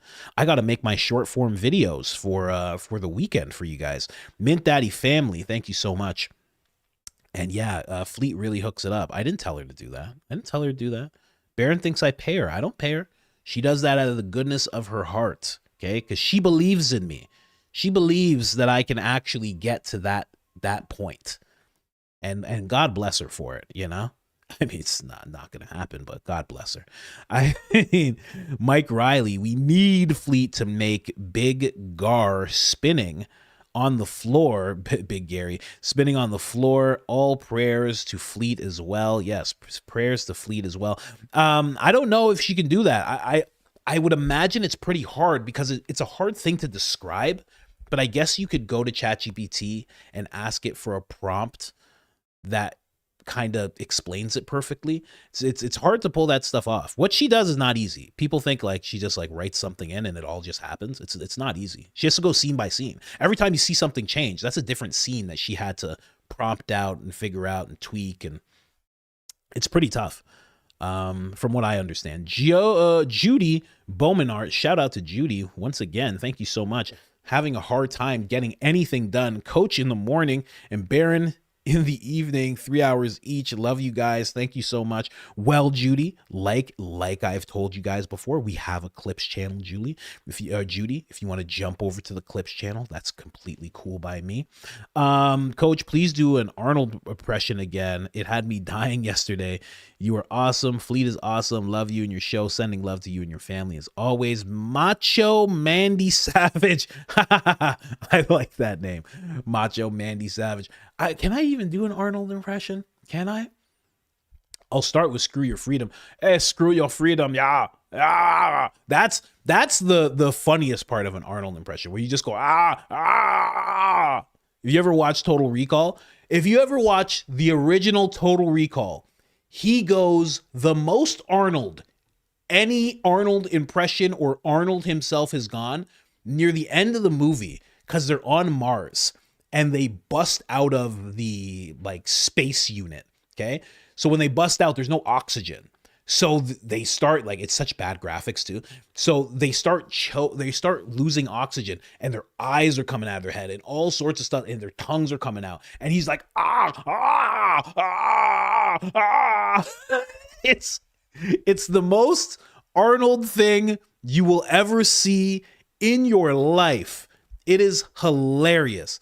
Oh my gosh. The original Total Recall, man. There's nothing like it. I've watched that movie like dozens of times.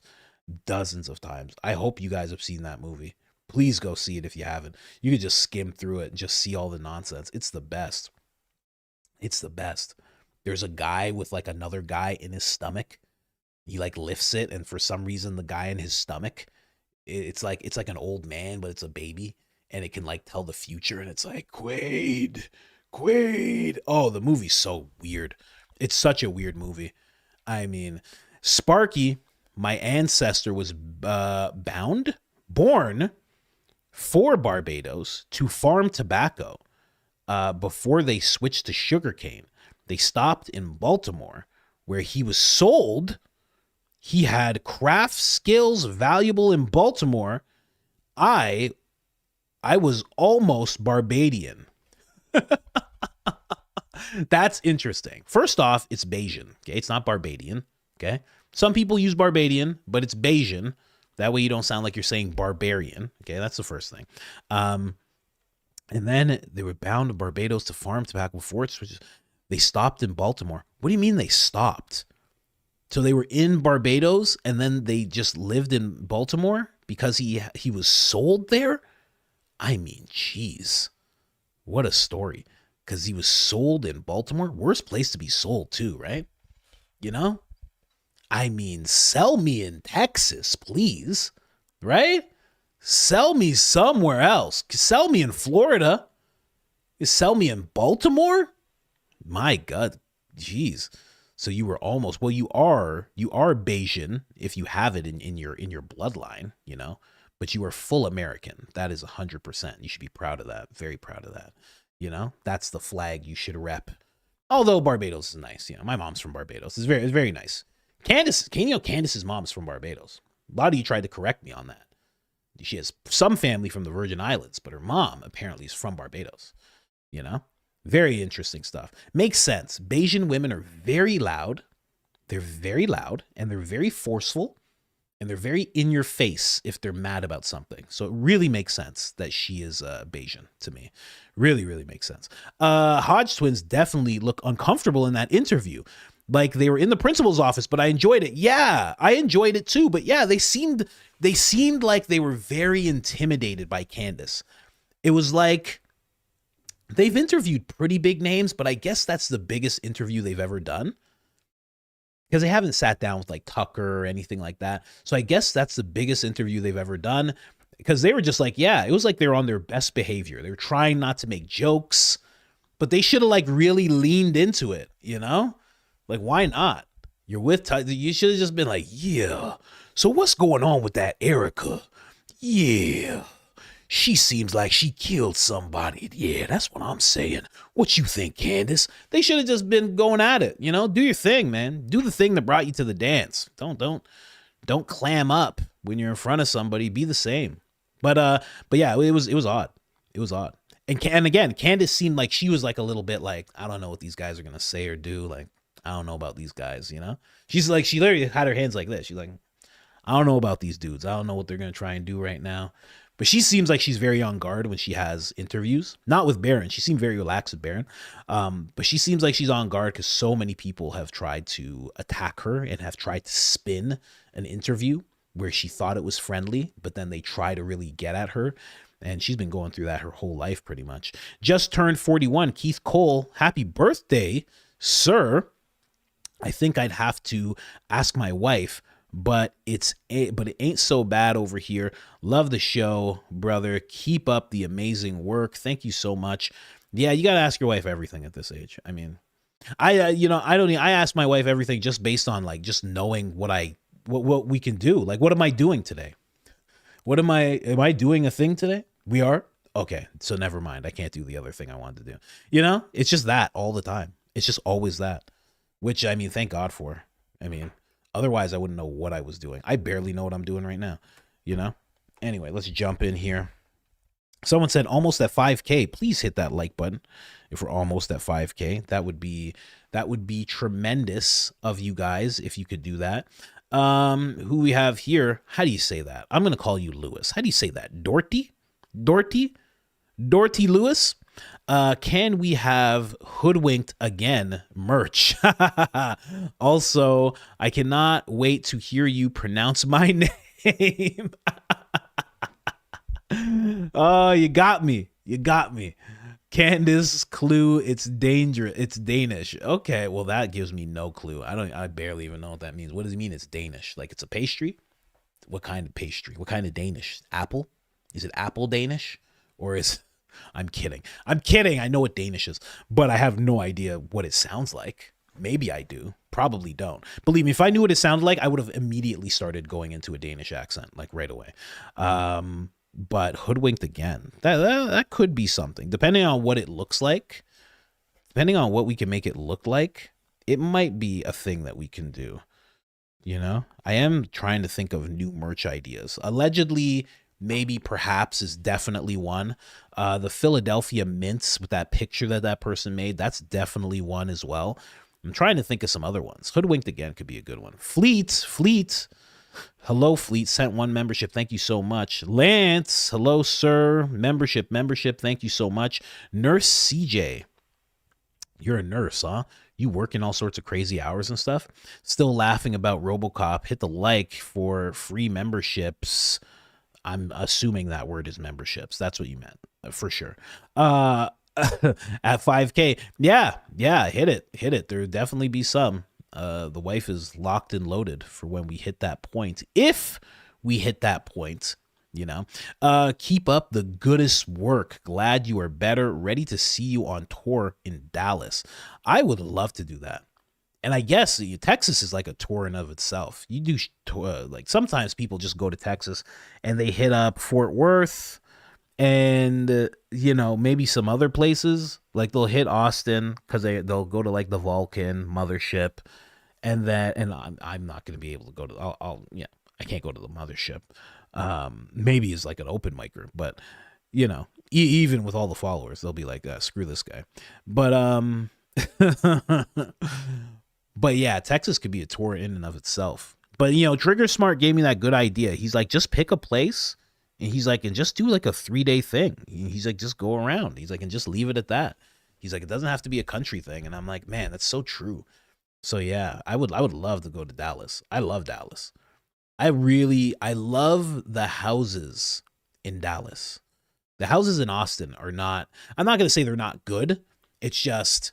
everything's more expensive in Austin. Everybody knows that. Everything's so much more expensive. Dallas, it seems like you can get like a really big house for not the craziest amount of money, you know? Plus, I like the people as well. I love Southern people, man. I was telling Lance the other day, I love Southern people, man. I love going to Kentucky. I love going to Arkansas. I love Southern people. They're the best. Hands down, the best people. Best hearts. You know, it's straight up just not a true thing when people say like they're the worst, or all the movies that we've been shown, you know, that they're just going to be like, hey boy, get over here. You know, that's just not a real thing. Not a real thing. You know, it's funny. I was talking to a dude. I did an interview with that witch. I interviewed a witch, if you don't know, a guy, and he's a witch, and he's originally from America, but he was living in Canada. I won't say where because I don't want to give too much about it, but he's living in Canada, and I go back and forth all the time. So both of us have this experience, and I was like, do you find that Americans are actually really, like, depending on where you are more friendly? And he was like, yeah. He's like, the worst treatment that he's received was in Canada. And I was like, whoa. And I don't want to say where he's from in Canada, but he was just talking about all these crazy things that happened to him. And I was like, wow, that's so interesting. So interesting. But then I was like, are you talking to real Canadians? Like, are you talking to, like, you know, visitors? And, you know, it's a weird thing, but it was a very interesting conversation. Very interesting. And he might be like a little biased because, you know, he's American. So he's like, you know, he's like America's better. You know, Shannon just came to say hi. I actually LOL'd at work while watching your lives. I have started looking forward to them daily, praying over you and your family safety daily. Thank you so much. That is one of the things you do have to pray for. You know, people pray for stuff all the time, but you got to pray for safety and health. Those are the key things. Baron is in the chat. My wife just wrote, sent 5 memberships. Oh gosh. Where is he at? I guess I'll see. Oh, there he is. I see him. Sent 5 memberships, but I have to hold please, because Jamie is in the chat. Jamie, when Jamie arrives, you never know. It always starts out with the playa, yo. It always starts out like that, real slow with Jamie. And then the next thing you know, Jamie has some stuff to say. Shannon, Mint Daddy Crew. Joshua, Mint Daddy Crew. Good for you guys. Thank you so much. We're going to start the live. The weekly lives are going to start Monday. I think we're going to do them on Mondays. I don't know what time. I might have to run a poll to see what time works for people the most. But obviously I have to do this live stream, and past that, I don't have any appointments or anything. I'll try and like space those out, but we might have to do like an evening thing.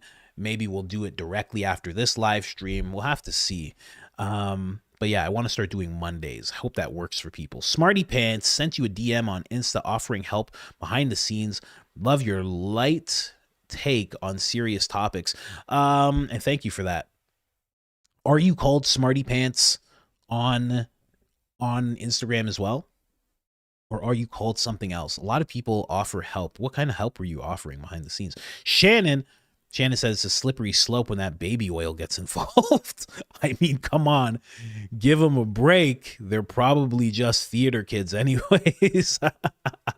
100%, man. When that baby oil gets into play, I mean, you can't hold on to anything for too long. You know, you can't hold on to, you know, anything that you're trying to grab at. Handles, bars, food, billions of dollars. It all just gets so slippery, you know?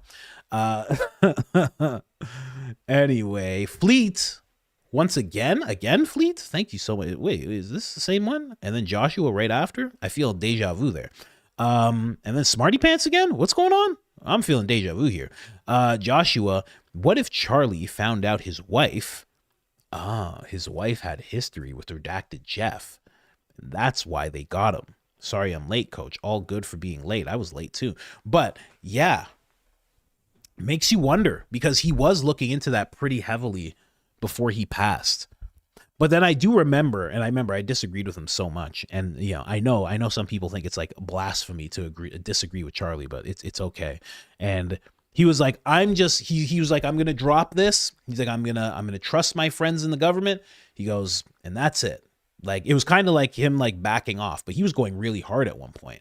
But I wonder if that could have impacted if he found something out that the rest of us are not finding out. Again, there's another 3.5 or 3 million documents. Who knows what's in those documents? Not saying that she's in them, but who knows who's in them? There's definitely more people. It's not just a repeat of the same people, right? There's going to be more and more people in there, and you know, that's what we want the transparency for, so we can see who those people are, so we can act accordingly, you know, buy and look at accordingly. But yeah, very interesting stuff. That could be what happened to him. Now, again, is she in the files? Not that I've seen. Is she adjacent to anybody in the files? That's something I would like to know about. I've been meaning to search into that a lot more. But from what we've seen so far, I feel like if she was, there would be at least somebody that would be talking about it. But maybe not. Maybe not. You know, like when Barron first found those Google Trends, I'm sure he was like, somebody probably has already talked about this. And then you look around and you're like, nobody's talking about this. So who knows? Who knows? I got to look into it. What do you call a dinosaur's dog? Do you think he Saurus Rex? Do you think he Saurus Rex? It's such a dad joke. It's such a dad joke. That's the type of dad joke that makes the kids angry. They get mad. They get viscerally mad when they hear a dad joke like that. Come on, coach. We've been here. This is in reference to you, to drawing you know what. Oh, him drawing? Oh, wait. Did Prez Orange draw something too? Did he? I can't remember. I remember there was a letter. Prez Orange did write a letter to him as well. Funny how Maxwell was making people just write these letters, right, over the years. I wonder. Interesting. But yes, we have been there before. Joyful you, when our earthly life ends, our concerns about worldly affairs fade away because we are in the presence of the Lord God and Savior Jesus Christ. Luke 16:19-32, King James Version. A great gulf separates us. No worries. That is beautiful. And you know what? I've done episodes about this. If you go back like 8 months, you can see like a bunch of episodes on like, you know, weird metaphysical stuff and aliens and demons and crop circles being sigils and like all sorts of things. And there was one episode that I did where I covered this dude who had a near-death experience.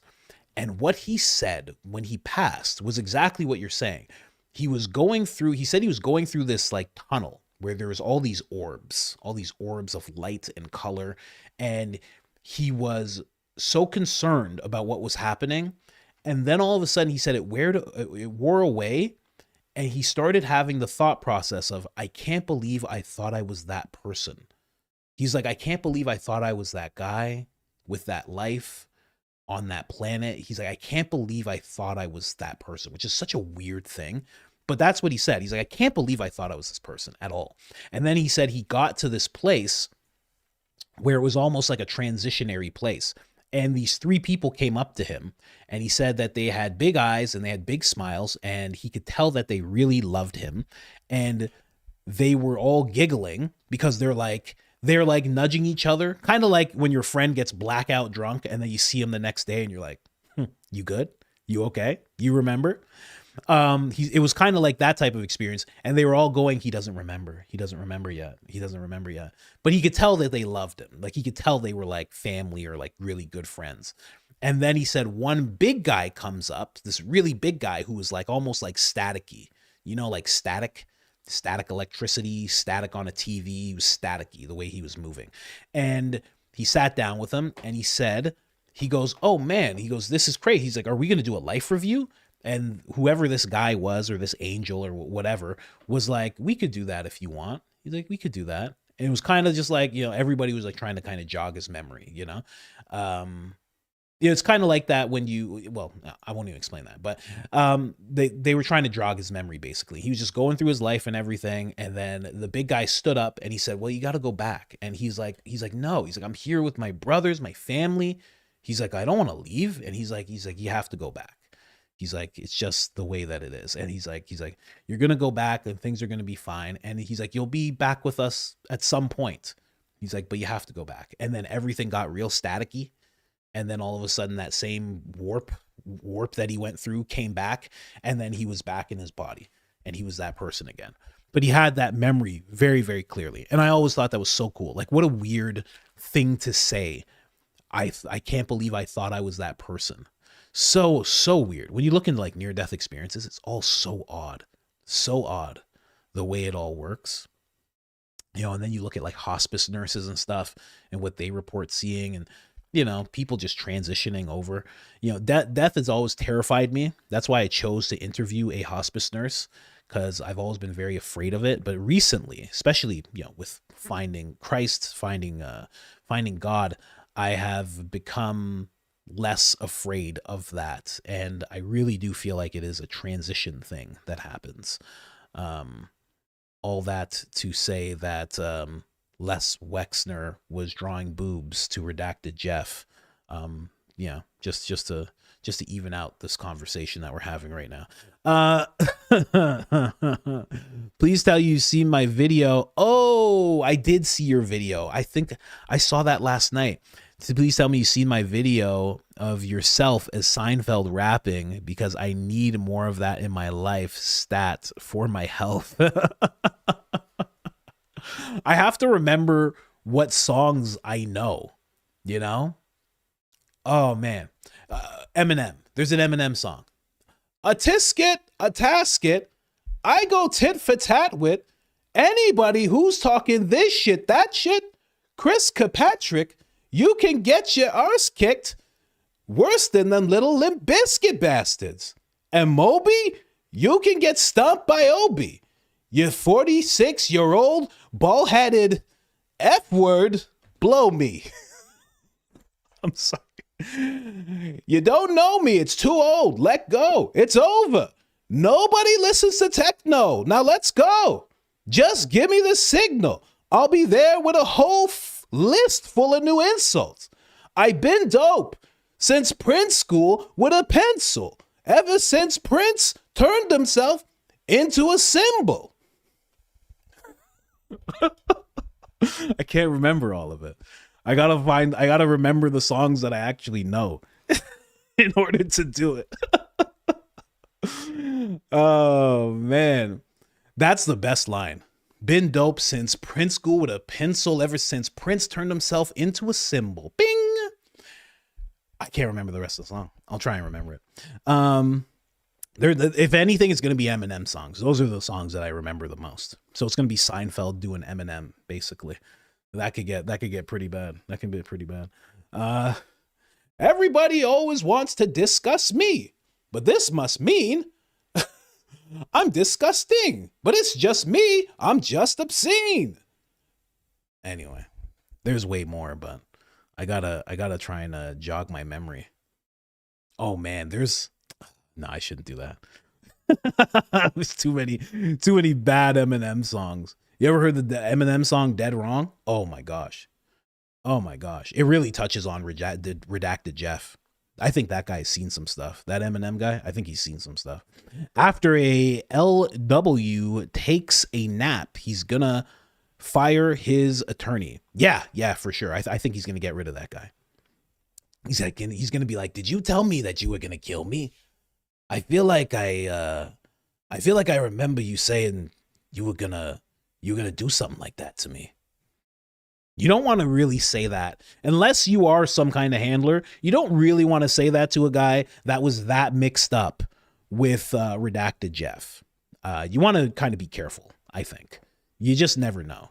You know, they make people disappear. Allegedly. Monkey See, Monkey Do coach on that topic of aliens as demons. Have you heard of what is that word? No, I have not heard of those transcripts at all. I have not heard of that. I'd have to look into that. Tell me what they're about. Coach, you crazy? Aliens? Oh man, you have no, listen, like I said, I don't think they're aliens. I don't think they're green men from another planet. I think there is an unseen realm. I think Aleister Crowley was trying to summon things and did. I think Nikola Tesla talks about receiving downloads from this unseen realm.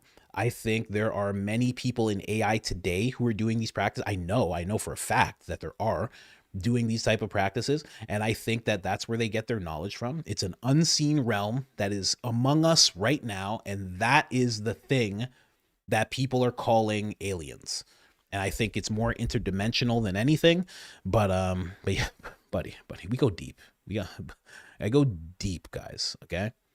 The Charlie Kirk investigation is the most professional thing I've ever covered. Okay, just to put it into terms for you. All right. The Tic Tac off Catalina are real. Lou Elizondo said, if you don't believe there are UAPs, too late. They are here.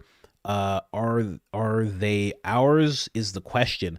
And Lou Elizondo also said that he got information that they were demonic in nature and they actually weren't aliens. So, but Lou also is like up for questioning because a lot of people say different, like in the UFO community, which I'm pretty tapped into. A lot of people have things to say about Lou, you know. I saw him on Joe Rogan. I remember seeing him on Joe Rogan and him saying he works for the Pentagon, but he's here to tell you what he can tell you. And then he's like, there's certain things I'm not allowed to tell you because the Pentagon said so. I'm like, this guy's not a whistleblower. I'm like, this guy's an employee. I'm like, he's still working. Like, it was the weirdest interview I ever seen. I was like, why is Joe talking to this guy? So he's like an odd guy, but he does have a lot of interesting information. You know, that's how you have to look at the whole UFO community. It's like interesting. You can't say anybody has hard facts. Everybody just has interesting things to say, interesting theories. Erika grieved like Casey Anthony grieved with glee. Yep. It seems like it. It honestly seems like it. I mean, as much as some people don't like to hear that, it did seem like there was minimal sadness. That's what I could say about that. Them belly. It's Jamie, guys. Them belly full, but we hungry. A hungry mob, an angry mob. Rain a fall, but the dirt it tough. The pot is full, but the food is not enough.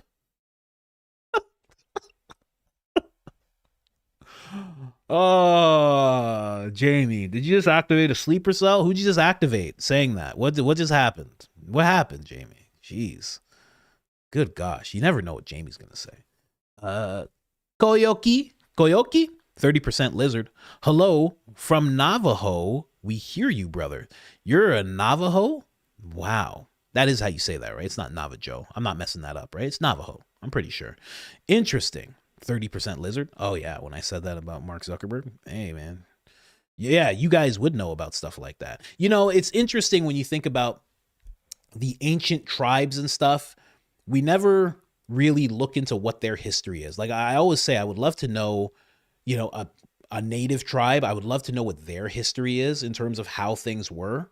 You know, way in the past, hundreds, thousands of years. I would love to know what an uncontacted tribe's history is, what they know to be history. I would love to hear that. We don't hear that enough. We just hear, you know, quote unquote, civilizations history going back, but we never hear their history. I would love to know that. Anyway, how do you say this? Mail lady mama.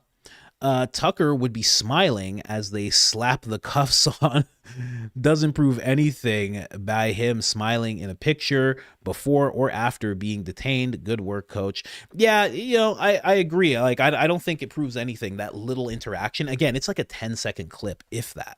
Like, I was surprised Benny Johnson was taking it that far as to be like, well, I mean, this is what we asked for. We asked for the footage. I'm like, this is not the footage. You're not going to get the footage. Like they took an executive producer to a room to talk to him. You didn't see that in the footage.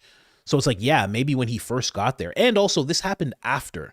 So when we see that clip, we don't know if this is before or after. Maybe he got there at first and they were nice because he just dealt with somebody that was nice. And then maybe afterwards, after he had the conversation with Mike Huckabee and he said all the things that he had to say, probably about Philadelphia, maybe some other men showed up and they were like, we have to talk to this person after they bugged the room and listened to everything that they were talking about. Maybe that's what happened. I don't know. Maybe, allegedly, perhaps. But thank you so much, mail lady. Joshua, I have seen dozens of ads on F-Book showing characters like Frozen and more, but can't report them.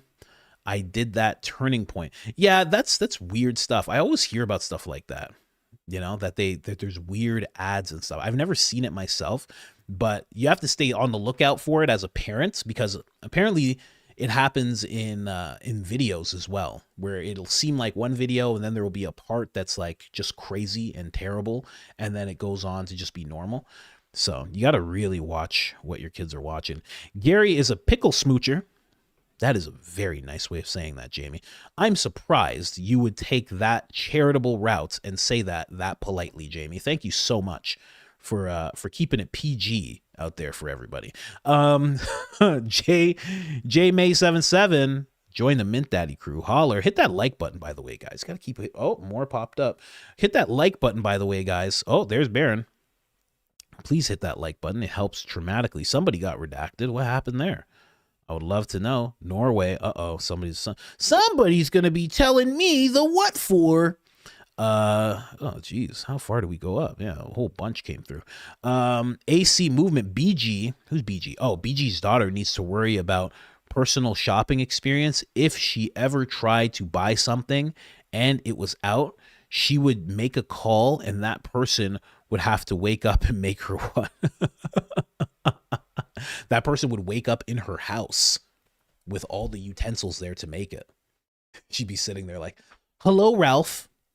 Ralph Lauren, nice to meet you. I'm Miss Gates. Hi. So I actually need a shirt and I couldn't find it. So this is my size and I'm just going to leave you here for a while. And I hope when I come back, it's done. Okay. Just letting you know, you're not leaving till it's done. Bye. Ralph Lauren just wakes up. Oh, Yves Saint Laurent. Is that you? I have to make shoes. Just be quiet. I have to make shoes. I've never done this before. I use sweatshops. We don't even make polos for girls. Huh. I gotta make a polo. Huh. Huh. Michael Jordan's there. I've never done this before. I always use small Taiwanese kids to do this. I don't know how to do this. Is this a shoe? Is this a shoe, y'all? I need help, y'all. Mr. Jordan, please make the shoes already. We don't even make female Jordans. I don't know how to do this. Make them a heel. I want heels. I want something that no one else has. You know? Bill Gates' daughter would have a sweatshop filled with billionaire fashion brand owners. Oh, that's such a cool idea. Not an idea for real life or idea for a cartoon. That would be really cool. Just a bunch of them. Hello, Mr. Fubu. I know you haven't made clothes in a long time, but I would like some Fubu clothing. Just wakes up. What's going on here? What's happening? I was on the island. I was dipped in baby oil. Now I'm here. What's going on here? Oh my gosh. Hello, Mr. Gucci. How are you? I know. Shh. I want a belt. I've left this person here. I want you to make a belt. Do you understand? I don't care how long it takes. That's just what she does in the morning. And then she just goes and has coffee, you know? Oh my gosh. Fleet, once again, thank you so much, Fleet. Really appreciate it. Snob Bear or Snow Bear? Coach, you are one of my favorite people in the whole world. That's amazing. I mean, what about your mom, man? Or lady? You know?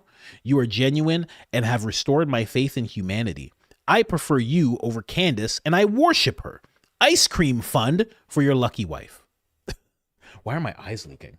Did you just make me cry? No, my eyes won't stop. You know why? Sometimes I have the hand cream on my hand and then I put it in my eye and the next thing you know, I'm messed up forever. Because I'm not a lady. I don't know that you're not supposed to put it on your eyelids. You know, nobody instructs me on that. My wife actually did the other day. She's like, you shouldn't put it on your eyelids. And I was like, how was I supposed to know? It's for your face. Eyelids are on your face. I mean, what's the problem? Anyway, thank you so much for saying that. I really appreciate that, you know? Candace is great. Candace will be back on Monday, guys. Don't forget, Candace will be back on Monday. She will be talking heavily about Erika Kirk. It will be information that we have not heard before. That is what we all are hoping. Maybe it'll be some information. Some of us OGs who are like looking really deep already know, but Candace will be putting it together in a pretty masterful way, I assume. So get ready for that. I know White Poppy. I. Oh, I know White Poppy. Unce. Thank you so much. Tuil Schmiel. Thank you very much for that. Really appreciate you. And I respect you not being white. I respect it. Steph 4286-8, allegedly, maybe perhaps for some emergency mints. Salute to you as well, young lady. Thank you very much for that. J May 77, I'm from Norway, and actually oh my gosh. Oh, hilarious. Actually oh my gosh, you have no idea. I don't do that voice a lot, but I love doing that voice. That's just my favorite voice. You guys, for anyone who's new to the podcast, anytime I'm talking about some nerd, and I mean that in the most loving way possible, it's just someone who thinks that they know it all. I'm not talking about like smart kids who are like doing science stuff, I'm talking about people who think they just know everything. That's usually what I'm referring to. And they're like, actually, I can actually tell you how this works. Actually, the way YouTube works. Okay, I get it. Anyway, thank you guys so much. I know Fresh Prince. Nuka. Omar, Mint Daddy crew. Thank you so much. Really appreciate that. Brian Swoop. Love from Idaho. My buddy lives in Idaho. He loves it. He went from Florida to Idaho. He was like, Florida's not conservative enough for me. This guy's like a good old boy. I mean, this guy's doing like tactical training and all sorts of stuff. He might have even met Gary from Paramount Tactical. I mean, I'm not even kidding. He's like deep in the tactical world. He absolutely loves that stuff. I mean, he's deep in that whole movement. I mean, he sold shirts. He has a shirt company, and he sold his shirts, and he made them look like the Freedom shirts that Turning Point was making, and he sent all the proceeds to Turning Point at the very beginning. I mean, that's how deep into the whole thing he is. He's a great guy, though. Great guy. Absolutely fantastic guy. I told him to be on the podcast one day, talk about things. He says he's down for it. I have to go to that guy and I have to learn how to hunt. That's what I want to do. I want to go with him out somewhere and learn how to hunt some things. That's what I'm looking to do. I want to know how to change my own oil, and I want to know how to hunt. That would be a great thing. I wonder, because you just never know when everything's just going to go belly up, I wonder if Candace Owens' earrings are somehow Charlie Kirk related. I don't remember seeing her wear them before his passing. She wears them all the time now. Maybe there is a connection or a memory there. I have not noticed that. I don't know what the earrings look like. I have not noticed that at all, really. Let me see. Okay. You're saying that those earrings? Those earrings right there? I don't know what that is. I don't even know what those are. If I knew what they were, I'd be able to comment on it more. Maybe they just say Charlie Kirk on them, just right on the nose there. But no, I don't know if there's a connection there. Retracted. Message retracted? That means like, oh, look, it even said error when I tried to like it. I mean, Jamie's back. Yeah, coach. Judy's right. Between you, B, and Candace, I'm going to get fired. You got to put headphones on. When I used to have to work 9 to 5s, I would always just wear headphones. And lucky for me, I could always wear this hat. So I just cover my ears, put in headphones, and I would either be listening to podcasts or talking with my wife. And I would just go through the whole day like that. All day, every day. It was the only thing getting me through days. Especially like my wife, when you're working film and television, you're doing these like 17, 18-hour days. And I would just talk to her for like 10 hours a day, Hey, coach, love your show. Quick question. When is your new merch coming out? Just checked. And you do send to England. Yay. Yeah, no, I do. 100% I do.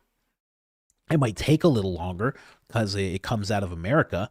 So it might take a little bit of time. It's not coming from China or anything like that. It's not being sent out. So they print it up in America. So it might take a little bit of time. But yeah, it'll get to you. And when is it coming? I don't know. I don't know yet. I literally just have to do it myself. Like as soon as I pick a design and just make it, I mean, like that's all it takes. It's just, have I had the time? I just don't have the time. Oh yeah, and I have a thing at 1:30 or 12:30. Okay, but someone just reminded me of an appointment. But yeah, it's coming soon. I have to make it. I'm thinking of just 3 different designs and just putting them out there, making sure that there's hoodies and T-shirts of each design. And that's it. But when you see me wearing them, then you'll know they're out for sure. And obviously I'll announce it and everything like that. Let's keep going here. Jenna, isn't this the same name that got like redacted or something? Please post a clip of you explaining why Candace is the Joker. I was trying to explain this to my boyfriend. Pretty pleased with a bag of mints on top. She's the Joker. No, you don't understand. You don't understand. Josh, just because she's the Joker. No, she doesn't look like the Joker. No. I'm not saying she's a bad guy, but you have to understand. Just let me finish. This guy, he said, okay. I'll find the episode. Okay. He explains it better than I do. That's literally the conversation they're having, you know? Absolutely. I will try. Well, I think did Fleet do that? I don't know if Fleet did that. Fleet did something of Candace being the Joker. Maybe it was just a picture that I'm thinking of. I don't know. We should do something like that, though. There should be like a Batman, Joker, Erika Kirk, Candace Owens type thing. The man himself, the Jamie to my Joe Rogan, subscribe to Coach Colin Clips. He is hustling hard on that Clips channel for us, ladies and gentlemen. He's making sure that you guys have all of the updates that you could possibly want. The long form people out there. I want to know what that verse is, though. I want to know about that verse that he just put out there. Whatever. What is it? Let's see. Whatever you do, work at it with all your heart, as working for the Lord, not for human masters. That's a new version. What's the King James version? And whatever you do, do it heartily, as to the Lord and not to man. Interesting. That is good to do. You don't want to fall to the opinions of man in your work, you know? Husky Mom. That's funny. Hi, Coach. Love the show. I usually have to catch it on replay, which is completely fine, but I have a few minutes to listen while I'm working from home today. Keep it up, sir. You are crushing it. Thank you so much. Really appreciate that. Thank you. The man himself drops 5 memberships. Baron Podcast. Real Baron Podcast. The Baronites are in the building. The king is here. Somebody said Baron is a king. They named him a king while he was on live stream. He said, I can be his crown prince. I appreciate it. I will never go to an island. I will always keep my princehood steady. I will never be dipped in baby oil. I will never disappoint the royal family. Thank you very much, sir. Really, really appreciate you. Sparky 6086. I have to catch Baron's show too. I think he went live. Did he go live yesterday? I should check that out. I have to catch that show. Somebody said that they could give me timestamps. I need timestamps for Baron's show. I wanna start like touching on just a little bit of what he's doing, because when it comes to, listen, I'm not gonna put him above Candace. I know people don't like that, but he is going hard with the investigation. Like, it's getting to the point where I'm like, is Baron gonna solve this? Like, he's gonna solve this? Like, you just kind of watch out, like a little bit, And it's only because he's not as big that they don't go after him. But he's doing things solidly, and he's not off the deep end at all.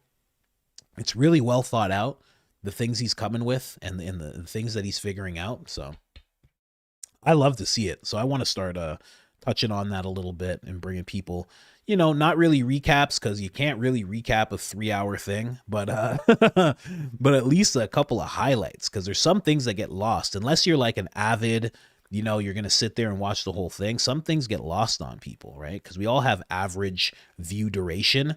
And sometimes people are just like, oh, I just, something else flashy came on or this or that, you know, kids, wife, and then you miss things. I notice that all the time when I'm watching and stuff. You're like, oh, I'll trail off for a second because I'm trying to write something down. And then the next thing you know, you miss a little bit. He was shipped to Barbados for slave labor, but the ship stopped in Baltimore. On the way, they had sails, so had to sail with the wind across to Baltimore, then down to Barbados. Really? That's interesting. So it was on the way to Barbados, stopped in Baltimore. Okay. That's wild. How do you know that?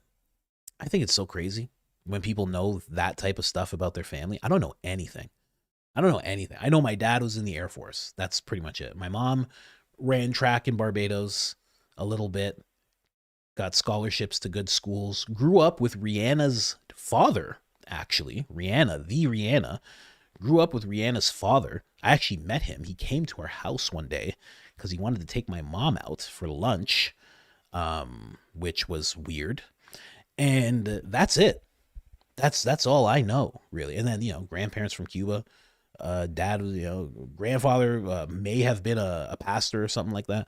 But when people know like these wild things about their family, I'm always so impressed. Like my wife's dad, my father-in-law, he like knows about his family from the 1700s.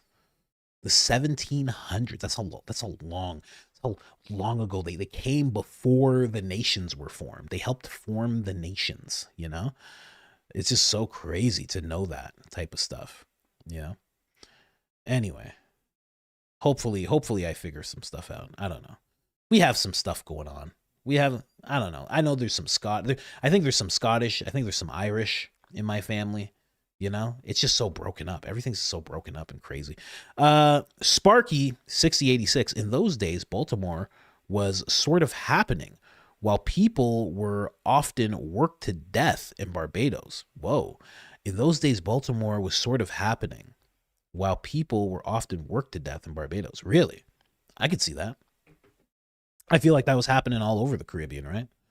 I mean, let's be real.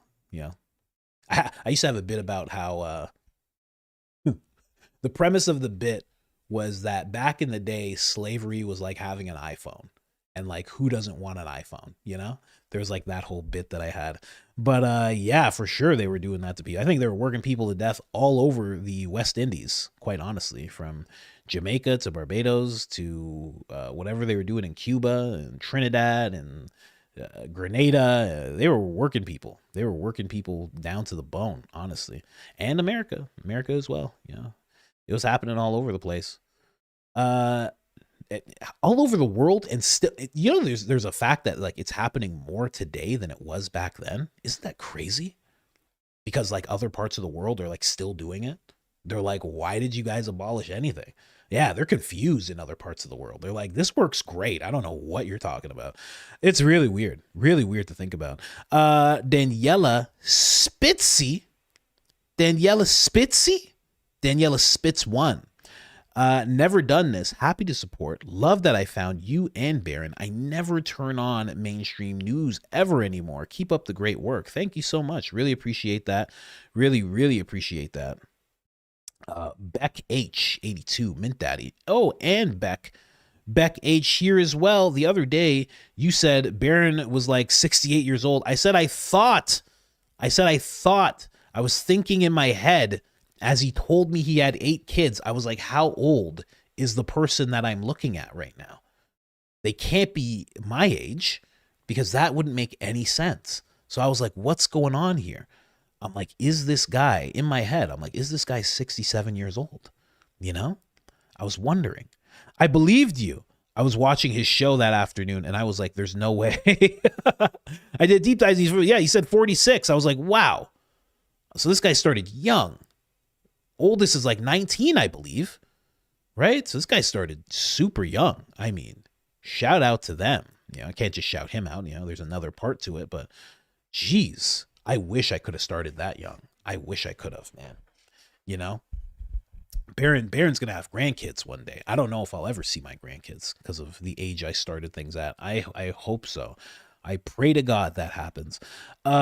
Ear coach Seinfeld. Props to Fleet. Mwah. Perfect. Thank you so much, Moira. Really appreciate that.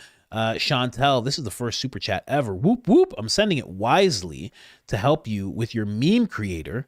Lisi is pronounced Liz. Ah, okay. I did not realize that. Is it really? Lise is pronounced Liz. Or Lees? Oh, Lees. Lees. Okay, that kind of makes sense. Okay, fine. I'll trust you. Happy Friday from North Idaho to Sparkle, Sparkle, Sparkle, bang, bang, bang, bang, bang, Sparkle, Sparkle, Sparkle. Love you. Love Sparkles. There you go. That was a message directly from Erika Kirk, ladies and gentlemen. Travis says, did you watch the deep end, the dark secrets of Keb? No, I've never seen that before, ever. I've never watched that before. Hi, Coach. First super tuning in from Cape Town, South Africa. Found you from Aaron and loving the content. Go Max. Thank you so much. Really appreciate that. Really, really appreciate you guys. Just say Julie. Okay, Julie. Says, Coach, love listening to you while I work. Here for the name pronunciations. I die laughing every time. Love your show. God bless you and your family. Thank you so much. Really appreciate that. God bless you as well. Jamie's back. Oh gosh, guys. Okay, what's Jamie gonna say? F. Oliver Crowley, evil AI guy, and redacted Jeff. I think she means Aleister Crowley. I think, or he. I'm not even sure about Jamie. Yeah, Jamie's just a firecracker. Aleister Crowley. I think you're talking about Aleister Crowley. I could be 100% wrong. Did we get to 5,000? Because otherwise, why did my wife do this? You know? I'm kidding. Thank you, honey. Thank you for doing that. Really appreciate it. She has to run to her computer to do that. You know that, right? So she's all pregnant. She has to like get over to the computer. You know, the kids screaming, yelling, running into things. So it's like a minefield for her to get to that computer and do that. So thank you, honey. Yeah, I think you mean Aleister Crowley. And yeah, shout out to F. Aleister Crowley. I support that fully. He did reach out to some AI character. I say reach out like it's like a person. He summoned some kind of demon that was called Iowa or Aya, and the first two letters are AI. So a lot of people speculate the reason that they're going so hard trying to bring AI and large language model machines into fruition, into out of infanthood and into some kind of maturity, is because it is that entity trying to come into the physical form in our world. I know it gets deep. I apologize. Anyway, Coach, you're the best. I was wondering, do you have a P.O. box? I would like to send you some artwork if that's okay, if you accept physical fan art. Well, I will accept the art, but I have to say, don't be insulted. We will check it for bugs. We will check it for electronic devices, and we will wear latex gloves while we do it. I'm going to be honest with you, okay? So as long as you're not insulted by that. As long as you're cool with that, then you know we're good to go. But yeah, we'd have to get that sorted. Hey Coach, get Coach with some ice cream. Sure. Didn't we already have ice cream? I'm trying to diet, you know? It's so hard to diet when your wife is pregnant, and then it's probably so hard to be pregnant if your husband's dieting, you know? It's like yin and yang right now. But yeah, she can have ice cream. I mean, we'll get some kind of ice cream. I feel like we just got ice cream. Didn't we just get ice cream? Or was that before? I don't even know. I can't even keep track anymore of all the ice cream. I feel like we just got something. Or no, I don't know. She's getting all sorts of things. All sorts of bakery things. Gluten-free, dairy-free bakery things. And I can't have any of it, you know? Has anyone else noticed another creator in the sphere that is going that is going with the Charlie Kirk is alive narrative. He's literally starting to give me co-intel vibes. Feels like flooding the zone. Oh, that's funny. Let's hear what people have to say about this. Yeah. I think you're talking about Jesse. I'm pretty sure you're talking about Jesse. Jesse on fire. Yes, he does have the theory that Charlie is alive. I don't know. You say co-intel. I don't know. Does Jesse even have a military background? I don't think he does. I think Jesse's just a jiu-jitsu dude. I guess he just has a theory. I mean, that's all it ever is. I think he just has a theory, and I don't know. I've already explained. I don't think that's the case. But again, in defense of him, I guess he has like 5 parts to that series, and I've only watched 1, so I don't know the rest of them. The rest of them might be more convincing or something like that. But I don't know, man. I myself have done multiple videos talking about the power structure that Charlie commanded, and when you look at that power structure and the fact that he was so young and he was getting so out of line, it's kind of a known thing that they do that to people. We have too many examples of people that they've done that to when they get out of line. We just have so many examples of it. So it's like, why would it change now? Why would the system change now? You know? Like one thing that he said in that, and again, I have to listen to all of it, but he was talking about how it could have been brought to the highest levels and they could have, Orange Prez and, that level, and they could have helped and said, okay, let's do this thing. But it's like, why would they do that? I just don't understand why they would do it. Why anybody would put up with that, and also why you would place his wife as a CEO. Because even if there is something to testify about, she's gonna have to testify. She will have to testify. You won't be able to say, no, I don't testify. Like, that's just not going to happen. The company will be, if there was any wrongdoing ever from the company, I don't know if there is, but if there ever was, the company's records would be torn apart. There would be them saying, no, you can't get to these records. They don't have enough power to do that. They're not that powerful yet. You know what I mean? They're not Baby Oil Island powerful. They're just GOP political powerful. They won't have enough steam to pull that off. That's just me. I don't know. Who knows? But I've wrestled with the idea too that he could be alive. I think that about, like, I mean, Eminem himself said that Tupac was alive. A lot of people don't book that. They don't remember that because social media wasn't big when he said it. But he said Tupac was in Cuba. And I was like, that's a weird thing for Eminem to say. I'm like, why is Eminem saying that? And he said it multiple times. He said it in songs. He said it in interviews. It's really weird.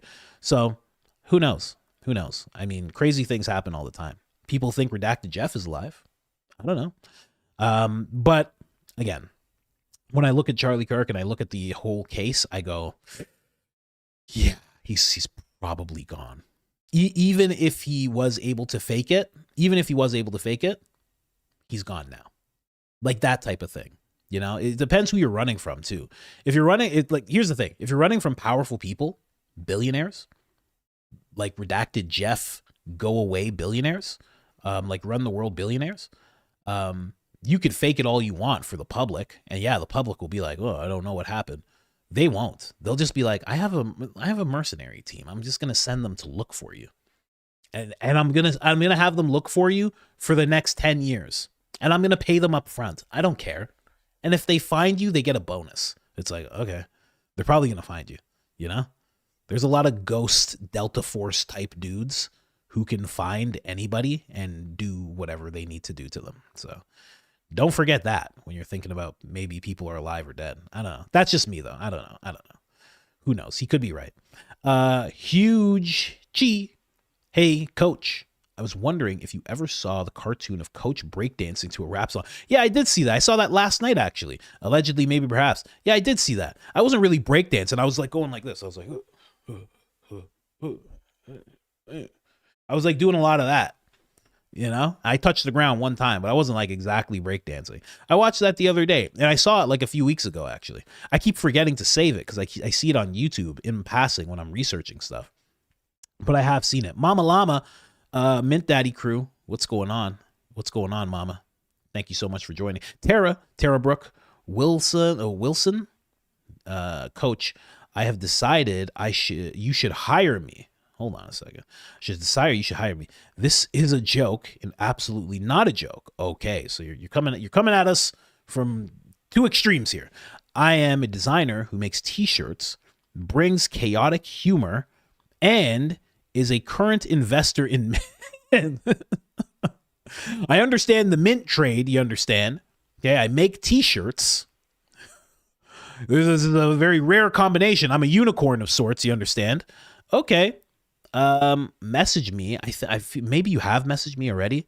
It's really hard. Anybody who messages me about something, and if it's on red, message me again, because sometimes I read something and I don't have time because I'm always procrastinating and I always have a show to do and a video to do, or a kid to take care of or a wife to take care of. So message me again and then I'll see it. And then I'll be like, okay, I have to answer. I'm really bad at answering things, so I do apologize. Moira, number 2. Coach, the ear is me waiting to hear Moira. That's funny. I didn't realize that either.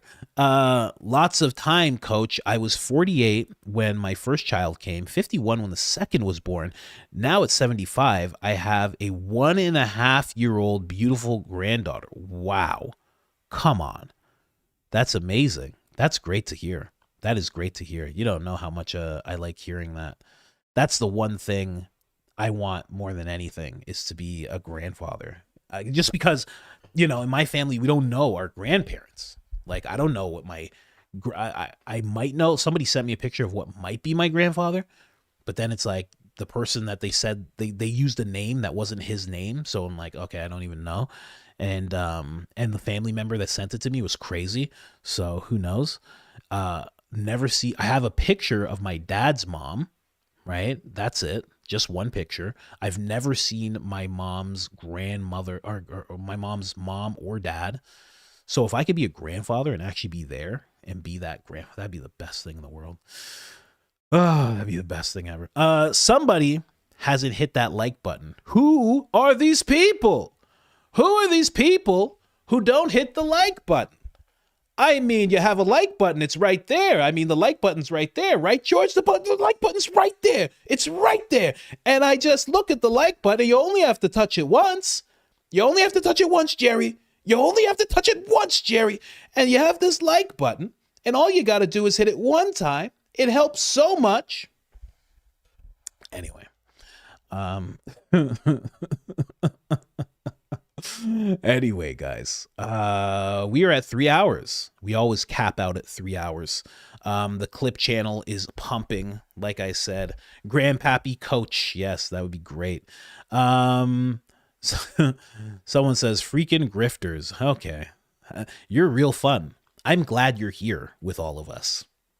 But thank you guys so much for being here. Again, the clips channel is here.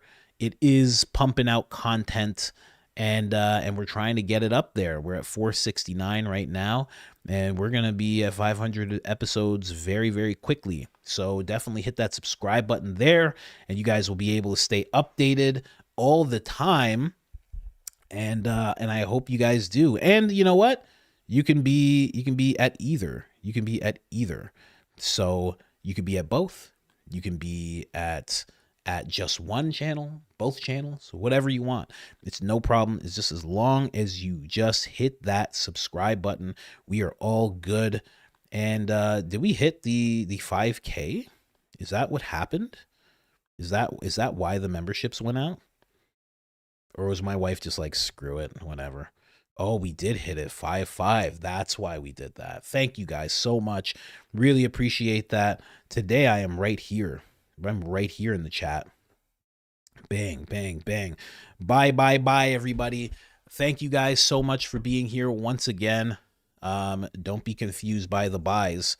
The buys are here because we say bye around here. We don't just leave. You know what I mean? We don't do that. What's it called? An Irish goodbye? It's called an Irish goodbye when you just leave unannounced. That's not what we do here, right? We actually say goodbye to everybody. Thank you guys so much for being here. Thank you to the mod team. Thank you to Lance. Thank you to wife. Thank you guys so much. Thank you to Jamie, you know. Thank you to Baron. Thank you to Fleet. Thank you to all of you that came here. Heather, always supporting. We really, really appreciate you guys. You have no idea how much we appreciate this, and this has been a fun time. We will be back Monday. I should also tell you guys, we will be back Monday. We will be back with the live streams. Over the weekend, we'll be playing, I think, an episode a day. It'll probably be like half an hour or something, like maybe like 20 minutes to half an hour. A little bit of shorter form. That's still long form, you know that, right? A little bit of shorter videos. A couple of those are going to come out. Maybe a night shift. I might finish 3 today, but I do have a lot of stuff going on. But thank you guys so much for being a part of all this. Again, there will be videos tomorrow and the next day, and then Monday we will be back live. We'll be preparing for whatever Candace is about to drop. It should be nuts. And then Tuesday, Wednesday, Thursday, Friday, we're going to be covering whatever's going on with Candace and probably some more file stuff, because I think both things are important. Charlie Kirk investigation is important, and also the files are very important. We are not letting go of either of those at this channel. And that's it.